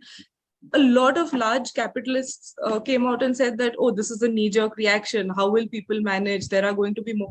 But then you have to look at the people who are reacting to this, right? Who are the ones who are saying this is a bad decision? The ones who have a vested interest, the ones who are the owners of companies and who want more human resource to come in from smaller cities to bigger cities.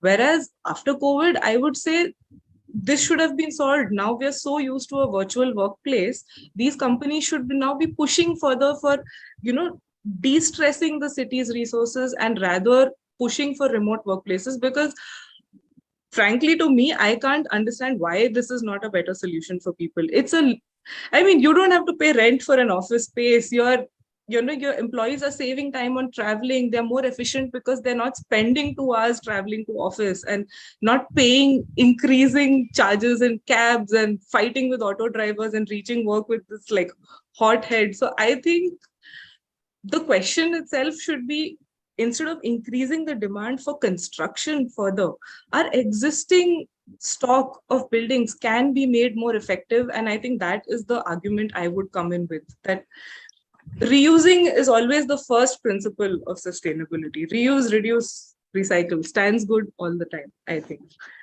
Perfect. And I think that is absolutely the kind of point which should be there. Like, we need to maybe make our existing systems more efficient to meet the evolving demands.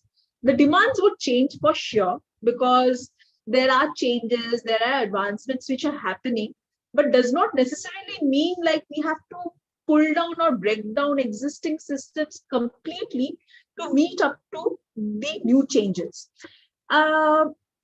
I would, so very strangely, with one question, we have managed to cover 40 minutes, by the way. Just a note for the panelists. I am going to go to the next question, which is something I think many of us struggle and would want to know from the different perspectives that you are coming in. That is, what are the aids which are there if I'm trying to go towards sustainable construction? So for Professor, I might want to know, like, do you think it's there in terms of educating? There have been certain education tools where people would be kind of using them, like they have access to it. Do you feel like, and for each of this person, like each of the panelists, I would like to take their individual experience to say what the aids are. So Professor, if you would like to kind of put into perspective from your side, like in this present world, from the perspective of an educator who had been there, where we are seeing that there is a very challenging space where we don't have enough educated professionals, like it was a point raised in the last discussion. Are there any aids or systems which are in place, or do you think that needs to be in place Please. There are three things that one can do.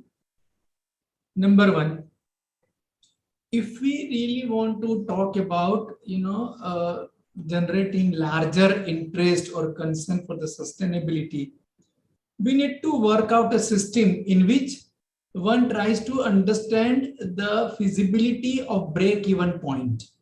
In the sense, it is general understanding that if I am going for the sustainable construction, I will have to spend little more. Now, when I will get return of that little more, so people are not aware of this break-even point. Okay, if this is the initial time till which you may think that you have invested little more, but after this time you will be it's like a solar panel. I have to invest something, but every month I save, and the time will come when I will start making a profit. So for every construction technique that is addressing to sustainable, I think we need to make people aware of the break-even point for everything. That's number one. Number two is it's a practice nowadays that we create a problem and then try to find out a solution. We let the heat come in, and then we try to see that how the electricity consumption is less. So instead of that, I think architectural profession has to educate themselves in such a way that this kind of problem just doesn't arise.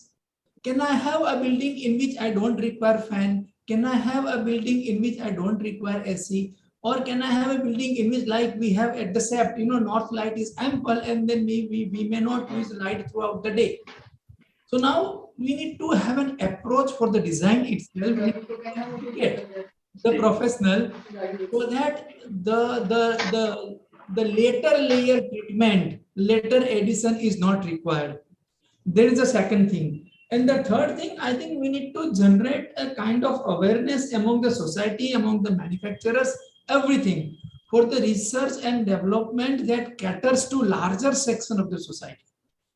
So if these three things are taken care of, I think but break-even point, design that doesn't require a later layer treatment, and something that really addresses to the larger, because cities are to be built, but if you don't address to again in that the larger section of the society, problems will be there. So these three are the main issues that institutes or professional body or NGOs can take up, and then maybe the awareness for the sustainability will be more. Thank you so much, sir. The same question I take to Praveen. From Mr. Praveen, from your perspective as an agency who is trying to kind of promote sustainable construction, what do you think there are the aids which are there? It might be in terms of government rules, it might be in terms of financial institutes, it might be any other formats. Like, what do you think there are the aids for people who are motivated towards creating sustainable construction techniques or technologies? Okay, Sayari, truly speaking, if I'm an architect, so for example, I'm a town planner, okay, or a developer who actually thinking for a green India, okay, he should not first depend on the financial aid given by government or provided in something, because he is doing right thing to the India land that is actually designed, okay. First, like just now Professor told about the design, right? Any project that should be designed as the climate. They have 5 climatic zones in India. They should follow as the climatic zones and see which is the best design that fits into this one. They cannot force fit a design into that particular city. That is the primary thing. Okay, that is the underlying statement. Because whatever I say, this will be this will govern actually. And come to the financial aids, yes. When we started the journey in 2001 till 2011, we don't have any incentives from the government, because government never recognize the efforts by the developers. But we have seen that India still needs a lot of time to build our economy, right? So what I did is, with the help of a lot of stakeholders, academicians, architects, MEP consultants, all the consultants, different forums, they represented government in different states. Okay, for example, a large projects normally get clearance for the fast track in a C committee, like MOEF gets a fast track clearance, right, for large projects. We went and met Dr. Bharat Bhushan in 2011, 2012. Okay, our MOF already got a guidelines, very clear guidelines on the green agenda. That means any project, if they meet MOF in a very true spirit, that is a sustainable project actually. Everything is there actually, but nobody follows. Then we compared our rating with the different elements where it meets comparison, which credit, which actually addresses which concept like this. And they shared with their own team, they convinced, and they given something called as fast track clearance in terms of jumping actually. Normally it takes 2 years for getting a date. But the project which is aiming for a green certification, they will get a fast track clearance. That means they will get instead of 2 years, they'll get in 1 month or 2 months kind of thing. Then they will clear on the design thing. Later, that actually inspired many state governments. For example, government of Punjab, government of Noida, government of Rajasthan, government of West Bengal, Himachal, Haryana town planning, Maharashtra state have extended something called as free floor area ratio or floor space index, ranging from 3 to 15% of the built-up area. That means, for example, let's say they consider 1,000 square feet. Okay, they can consider additional floor free without any extra tax for going for at least minimum level of certification. Okay, that is the condition they are given. But in case they will fail to meet the green whatever they pledged, they will get a penalty also, 400% penalty on the whatever they claimed. That is the given. Similarly, government of Gujarat, they extend some reimbursements of up to 10 lakhs kind of thing on the fees, whatever we charge consultant, whatever is they going for. Similarly, Kerala, Andhra Pradesh also they given some reduction in the permit fees or one-time building tax, like whatever they give. Coming to the MEME, that means medium scale MEMs, Rajasthan Investment Promotion Scheme, they announced 50% reimbursement for a 200 square meter and above projects, up to maximum 50 lakhs for these projects which aim for green concepts. That means in the factory buildings and the industrial building, wherever they are doing small scale manufacturers who are actually going for implementation of their factories. If they do sustainably, they will also be incentivized by the government. So these are financial aids by government and also private organizations. Thank you. Yeah. So what I understand, like there is a shift over the last decade at least to help promote by changing in certain codes like we were talking about. So that is something which you think is happening at least on a state level, on local states or agencies which are taking up the access. So now I would kind of move to Manish sir. From your perspective, like one example which you mentioned even in the last part was of a business who is trying to finance housing, who are have a sustainable portfolio in all probability. What are the aids do you see from the investment part? Because one of the biggest, I think, concern you can say, or voice which professionals in this segment raise is that they do not get the finances to help move towards sustainable construction. So do you see investors being motivated, or there are aids which are making them a certain parameters which are forcing them to move towards investing towards sustainable construction system? Yeah. So what I see is, largely what I've seen is, if you see investments from the venture capital or early stage investment side also, it typically connotes, we are looking for asset light models. We are looking for models which can, scale far faster. So, most of the money, if you see, would rather go in for 10-minute deliveries rather than going into something which can reduce the carbon footprint by probably, 10 tons.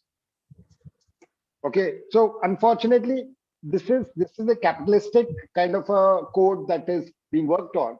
But if you extend the thing on, there are some impact focused funds, there are some ESG focused funds that have actually come up thanks to the climate change, which are now totally focused on, if you have a project which is, ensuring that ESG parameters are looked at, you are reducing the carbon footprint and other things, then they will invest into such projects, and they will ensure that, it's like they are creating an ecosystem for that.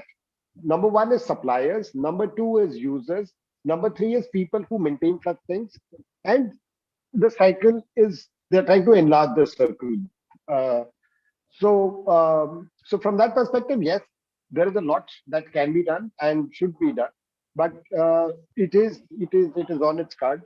And as I said, if we go hand in hand along with the government, then I think a lot more can be done.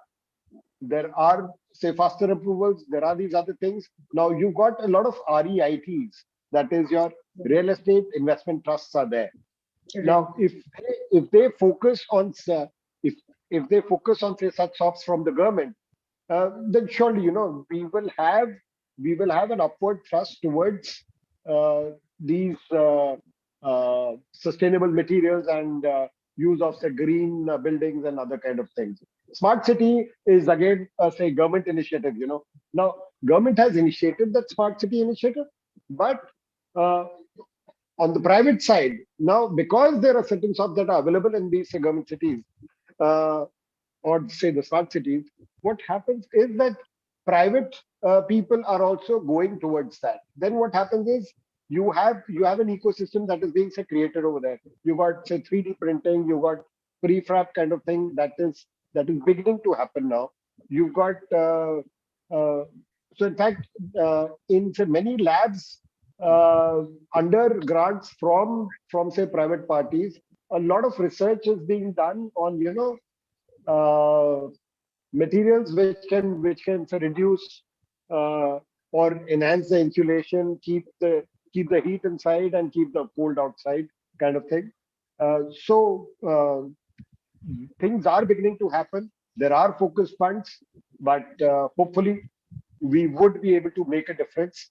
And as again, like I would say, we can decelerate the climate change aspect of it.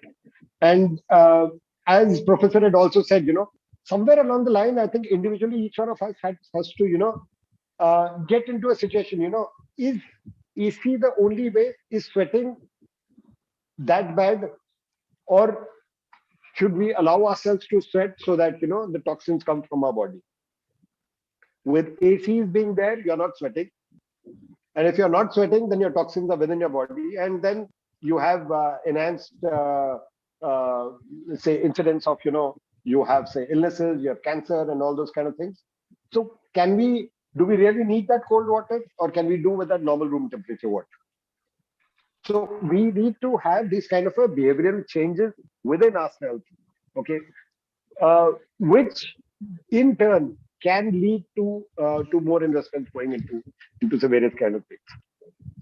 Thank you so much for that perspective. And I think, like you rightly mentioned, REITs is indeed one of the tools which can force at least developer houses who are planning to pull in funds on an international scale to start focusing on the pointers which are being set down by them, which means moving towards more sustainable or more conscious building. So that actually might be a pull factor. I would think like I think a scale which is kind of being done, kind of taken in front of the user to say like this is what we want and not the other way around. So if that follows through, that might actually be one of the ways as to how it can be taken forward. So with this in mind, Anamika, I would like to take your perspective on certain tools. It might be software tools, it might be calculator tools, it might be from the consultant's perspective as well. Like, what do you have to say on this point? So, yeah. Thanks, Shadi. So basically, since the incentives and aids have been summed up, with regards to tools, there's usually obviously quite a lot, right? Depending on what the client comes to us for. And we our main intention as a consultancy or a platform is our motto is simplifying sustainability, which is basically demystifying some of the technical aspects of it, so that when somebody comes to us, they are not bogged down with certain technical terms, big numbers, big values. Even we've realized as architects and as sustainability professionals, there are certain things during a consultation which tend to intimidate a person who comes to you, and they start feeling like, oh, it's too overwhelming, it's too overpowering for us to, so we might not be able to go through with it. So that was something that we realized changing our approach in the way we consulted with people, as in not actually showing them any tools as such. So we obviously use a lot of different types of tools based on, so for example, if someone comes to us for certification, there are certain tools and tables that you have to, adhere to certain parameters, numbers you have to keep in mind for whatever process they come to you for. If somebody comes to you for passive design, for example, passive design can be explained very simply to a layperson in the sense that you tell them, okay, you're increasing the shading, you're reorienting your building, but it's not as simple as that on a technical scale, right? There are a lot of calculations and factors and long-term assimilated information that goes into the back end. But the idea is to not overwhelm the person sitting across the table from you with this.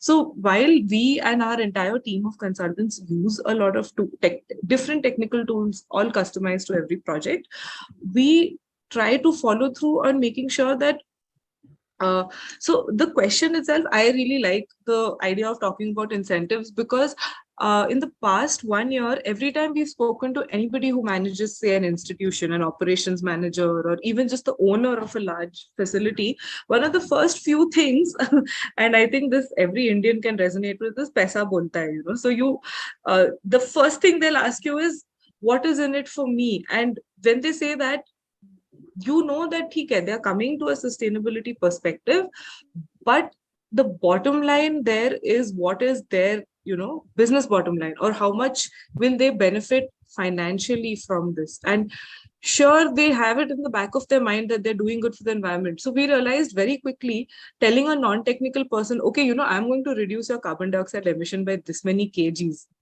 it doesn't work, because they don't get it. It doesn't resonate with them as fast as you tell them, I'm going to reduce your utility bills in 1 year by this much. That they understand, because that is the money going straight out of their pocket. You tell them, you invest in this right now, within 5 years you will start seeing payback, and this is going to start earning for you. They understand that, because that is the language that, so incentives come across in different ways. Now, for a developer or an architect, you tell them the government incentives of FSI, FAR, tax rebates, they work, because those are the things that attract us. Those are the things that we understand. But maybe to a regular customer, it would be more logical to talk to them.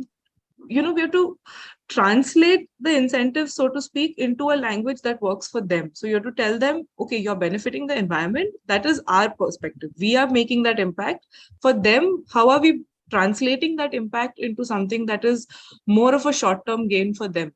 Because yes, while we talk about, the top, the cream of society who has the money to spend and is, investing in sustainable construction, they can do it. But when you talk to a middle class or a upper middle class person who is using their life savings to construct a house, you cannot tell them that आप अपना पैसा environment बचाने में लगा दो, because for them that also needs to translate to what is, मुझे क्या फायदा है, and putting a little extra at the time of construction. So I think that's kind of where our approach as consultants is to, translate these incentives into a language that actually takes the fence sitters and converts them into people who will avail a sustainable construction at the end of it. So, yeah. Thank you so much, Anamika. And I think that actually takes me to, I would say, like what it is resonating with what Praveen also spoke. It is resonating with what Professor Hemantwala also spoke. That it is just not about the profit. Like right now, there is this tagline which goes on. It is about people, it is about planet, then it is about profit. Like the three needs to come in context. It is not an individual part which we can take in. And while we have kind of discussed at stretch on the first two questions about the aids or the kind of the background setting for it, we have actually crossed our time limit for the discussion. I'm going to do a small thing. Like this is a question that Professor Hemantwala had actually asked me to kind of ask the panelists, and I think I'm going to skip the other two parts because we had talked about them in the different segments, and I would like to have a conversation or conclude the entire 3 hours conversation with what should I say? This particular question, which I think is a very relevant question, which is like, how do we change or what needs to be done about perception of sustainable construction, and what is it right now in terms of the individuals or the stakeholders which is there, and what we can do to change it, which is something Anamika has also made very nicely when she says, like, you don't talk about just carbon footprint, talk about the electricity benefit with that individual is getting. Talk about what is in it for changing production, that it's not an enemy, but it's something that is very much needed for each one of us to kind of. So from Professor, I would like to understand, like, what do you think can be that way? Maybe I know this is a too short a time to again have this entire conversation, but that is where we are limited in. So if you would just give your perspective and how do we change the perception about the sustainable construction for the different stakeholders, if at all possible, right? See, I have already answered this, and I will not repeat. That's number one. Number two, whatever is missed out, I will spell that out. Yeah. So I think it is important. Anamika raised a very pertaining issue, and I call that a perceivable difference. It is to make a perceivable difference, whatever we do. So whether it is direct in terms of finance or something else, but people should be able to register that difference on their own without someone else telling, beyond even the monetary things. That's number one. Number two, it's time that we really, the way I said, we have to audit, in terms of gain and loss and the break-even point. Similarly, we need to audit every design decision. That if we are making this kind of wall, what are the consequences? And if we make another kind of wall, what are the consequences? What is that building element that is going to create me a lot of problems, with respect to the sustainability? So we have to make a kind of really comparative chart based on which, say, we all are expert. I am not, but let's assume that we all are expert and we understand many things. But our client, who is a simple salesman, he will not be able to understand, and we don't have any mechanism to convince him. Even for the carbon footprint, वो तो बोलेंगे कि आप तो बातें करते हो. You understand? So we have to really make a comparative chart analysis, this and that, by which we can actually, with the facts, prove if this is what you do, this is the going to be outcome. So these two things are primarily required. Matlab, how we make the difference perceivable, in what form, and how we audit every building, every design decision in terms of its consequences, and how we put across. Say every person is not, partly I will disagree with what Anamika said. They will ask for कि मुझे क्या मिलेगा, और हर लोग ऐसा नहीं होता है. मुझे आपके साथ बात करने से मुझे क्या मिलेगा? कुछ नहीं मिलेगा. I'm sparing my time for you. So there are people who are least concerned about मुझे क्या मिलेगा. If something substantial is being done, people are ready. But you have to prove that something substantial is being done, because nowadays, general perception क्या है? I will tell you. Bottom line, and everyone, whether it's a developer or this or that, general perception among the society is ये लोग अपना marketing करते हैं. आपको government के पास से इंसेंटिव चाहिए, वो आप मुझे पार्टली पास ऑन करेंगे, बाकी का अपने पास रखेंगे. सोलर पैनल लगाएंगे, 1 लाख रुपया गवर्नमेंट से लेके मुझे डिस्काउंट 50,000 का दोगे.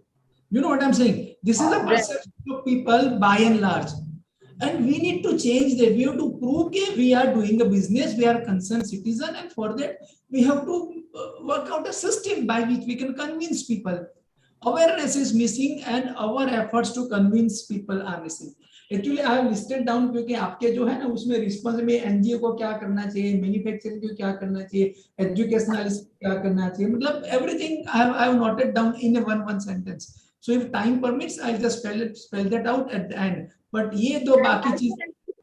So even if it does not go through the panel discussion, I think we'll be able to have that as a concluding remark. I would also like to post it out as a communication as well. So maybe after the discussion, I would like to post it out. Thank you for your points.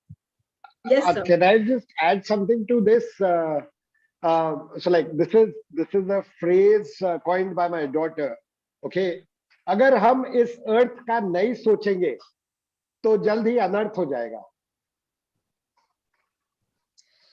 Very true, and I think they feel it more than we are who are in the decision-making processes feel it. So I think it becomes our responsibility to kind of own up to what it is to be done. So thank you for that line.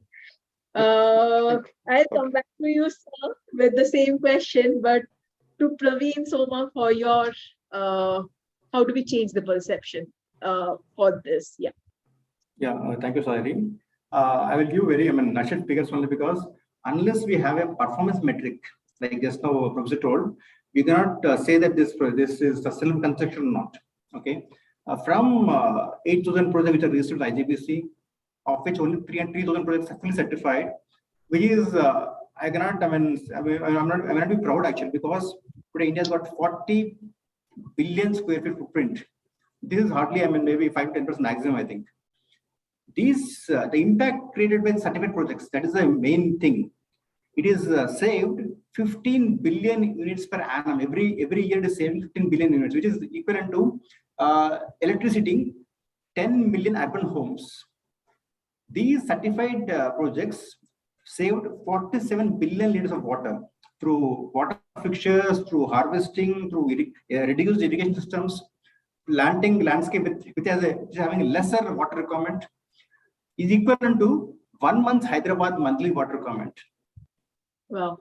The waste which is diverted from landfills, okay, that means construction which uses landfill, they are reused in the same site or sent to recyclers, which is close to 12.55 million tons of GHG is mitigated by these diversion of waste from landfills. These projects installed 600 plus megawatts of renewable energy, which is almost equal to the entire renewable energy installed in the Uttarakhand itself. Okay. Today, many projects are looking at circular economy.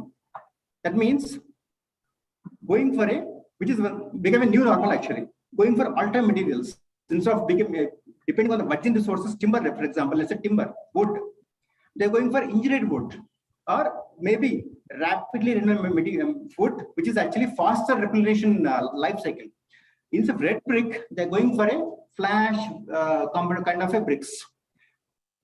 River sand, they're completely using M sand, manufacturing sand.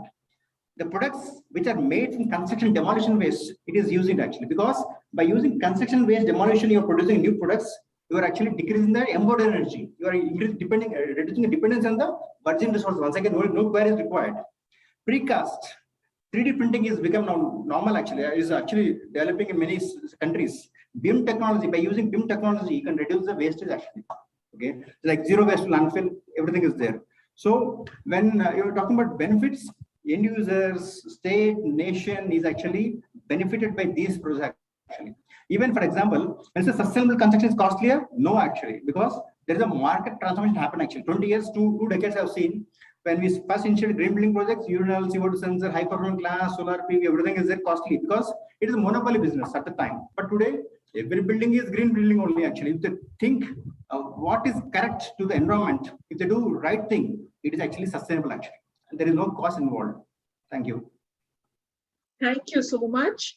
And yes, I think you kind of listed out quite a few interesting points out there, which again, in such a short time, I don't think we have been able to grasp the exact impact of all the different projects and the products that you have spoken about. So, and I believe like that is a way of how we do create perception, like change a perception when we talk about saving electricity in units by only 78, 75 buildings that you're talking about. That does make one wonder what happens when we try to make that impact for the wider concept. So last round to Anamika. I think the sir would be Manish sir has kind of walked out.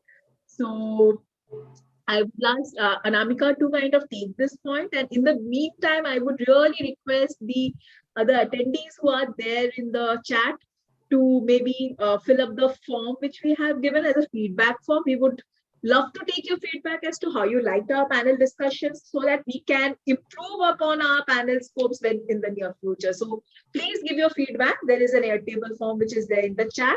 So that we can actually create these spaces. Anamika, to you, the last kind of a change about how do we change the perceptions of for the sustainable construction, which is there, a kind of move towards increasing their impact. So Thanks, Shari. So I do agree with all the previous panelists about the point that sustainable construction being perceived as expensive has been among the larger roadblocks, because it's really not. Like, once you get into the space, you realize, sustainability generally, if you follow the true principles of sustainability, it's less expensive than anything else. Like, coming back to also a very interesting point where a professor had spoken about, overconsumption, and how sustainability in businesses, a very small example, and if I can just say this quickly, when you talk about, say, clothes, or any sort of industry, and they talk about switching to sustainable stuff, and they talk about carrying bags for shopping. So what are people doing now? They're buying more bags to go shopping. What are they doing? They're buying steel dabbas and plastic boxes instead of reusing what is already in their house, because that is not either stylish enough or maybe not perceived. So, like, I personally know people who have actually thrown out everything in their house and just bought like all new stuff to make it look more sustainable, like, because they want to buy from a sustainable brand. But to them, I would say, if you had just kept everything that was in your house, which was okay, it was made of plastic, but it had been going on for a number of years, throwing that out was the unsustainable decision. So even with clothing, what happens is switching to a sustainable brand does not make you sustainable. Rather, slow down the rate of shopping, start reusing the clothes you have. That is the sustainable angle of, so that overconsumption part of it is why I think people think, so the complaint now, sustainable brands are expensive, right? Which they are. Organic cotton fabrics, everything is expensive. But why? Because you're buying more. You're looking to buy the same volume that you were consuming with fast fashion, for example. So you obviously perceive that as expensive. But if you just look back into your wardrobe and just reuse your clothes, it's not expensive, right? You revamp everything you own.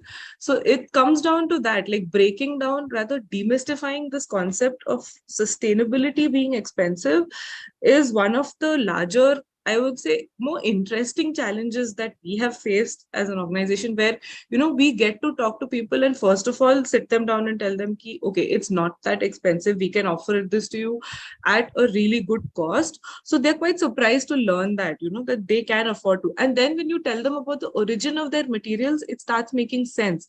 So I think, like Praveen very nicely listed out a lot of great materials. We as a platform host a lot of these material vendors on our platform, because our concept is to bring together these sustainable solution providers in one place.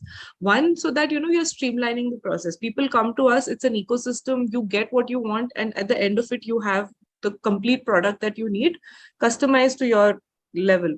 The second part of it would be, it fosters this sort of internal ecosystem where you learn about how much these products are not just impacting the building industry or directly just the environment, but they also help mitigate a lot of other issues like waste in certain different sectors. Now, green, I think everyone's heard of Agrocrete, right? So what they are doing is using agricultural waste to create a, patented concrete mix and create these larger size blocks. So at the end of the day, they are creating blocks which are thermally more effective. They are carbon negative in nature, and they are, reducing the waste issue of another industry altogether, a huge industry in the northern Gangetic Plain. The crop burning that happens is a big problem in the north, right? Taking that waste, converting it into construction material mitigates two different issues here. Same with using construction and demolition waste to create blocks, using agricultural waste to create panels. There are people who are using plastic to, create these composite mixes for construction boards, reusing just construction material itself. I mean, using reusable construction material, using recycled water, all these things are things that would help in the long run with, changing the perception of how sustainable construction is actually beneficial. And the other part of it, which I think, is building a business case for building green, right? So when we talk to certain commercial space owners or office space owners, telling them that actually being sustainable should be the only choice for them. Like, when you can reduce your water bills, why not? When you can reduce your electricity bills, why not? When you can create an environment that is thermally comfortable, the temperatures are optimized, the people working in your space are more comfortable and more productive, why isn't that the business case everyone's talking about? So that's kind of the efforts are coming in from people in the community. But yeah, so that is how the perception would change, I would say, like across Thank the you. value chain. Yeah, thank you so much, Anamika. And this actually reminds me of one thing. Like, I did my master's from Glasgow, and the entire city and the building, which was the core building, uh, it was of 15th century. What they had done, they had kept the entire building facade intact, but they had rechanged or reshaped the internal of the buildings to meet up to the new modern standards of how the students can sit in and can use it. They use different formats for building facades. Like, they do not completely strip down the building character, like they do not strip down the old buildings which are there. They keep as a facade, as a part of it, and they try and preserve the authenticity of the city. And it also means the character of the city also stays over a period of time if you are not pulling down old buildings, but making way to kind of help them adopt into the new space. And I think this is really the way how we can go ahead and conclude this entire session, where we spoke about quite a few things. We learned about the challenges, we learned about certain of the tools which are there. Professor, I know like this is too little to talk about, but that's where we start. And so I would actually like you to end this session by the one-liners which you are talking about the different stakeholders and their responsibilities. So once that's true, like it's done, we would be concluding the session. And I would also kind of request the attendees who are there to kind of respond to our form for the panel discussion. Stay connected with us for the upcoming events that we have, so that we can always keep on creating these unique opportunities to kind of move towards sustainable construction. Sir, over to you, please. I will not take longer. I'll just summarize in one sentences. Number one, the designer will have to look at an integrated approach of design. Like if I'm eating, it is for so many things. I should not eat separately to take care of myself for my hygiene. There should be an integrated approach. For the technical expert person, I think the cost auditing and understanding the break-even point, and also auditing how much different building elements contributes to the sustainable problem that they will have to work on. Government will have to really work on or promote research and development, and also give incentives to manufacturing units that addresses to the larger sections of the society.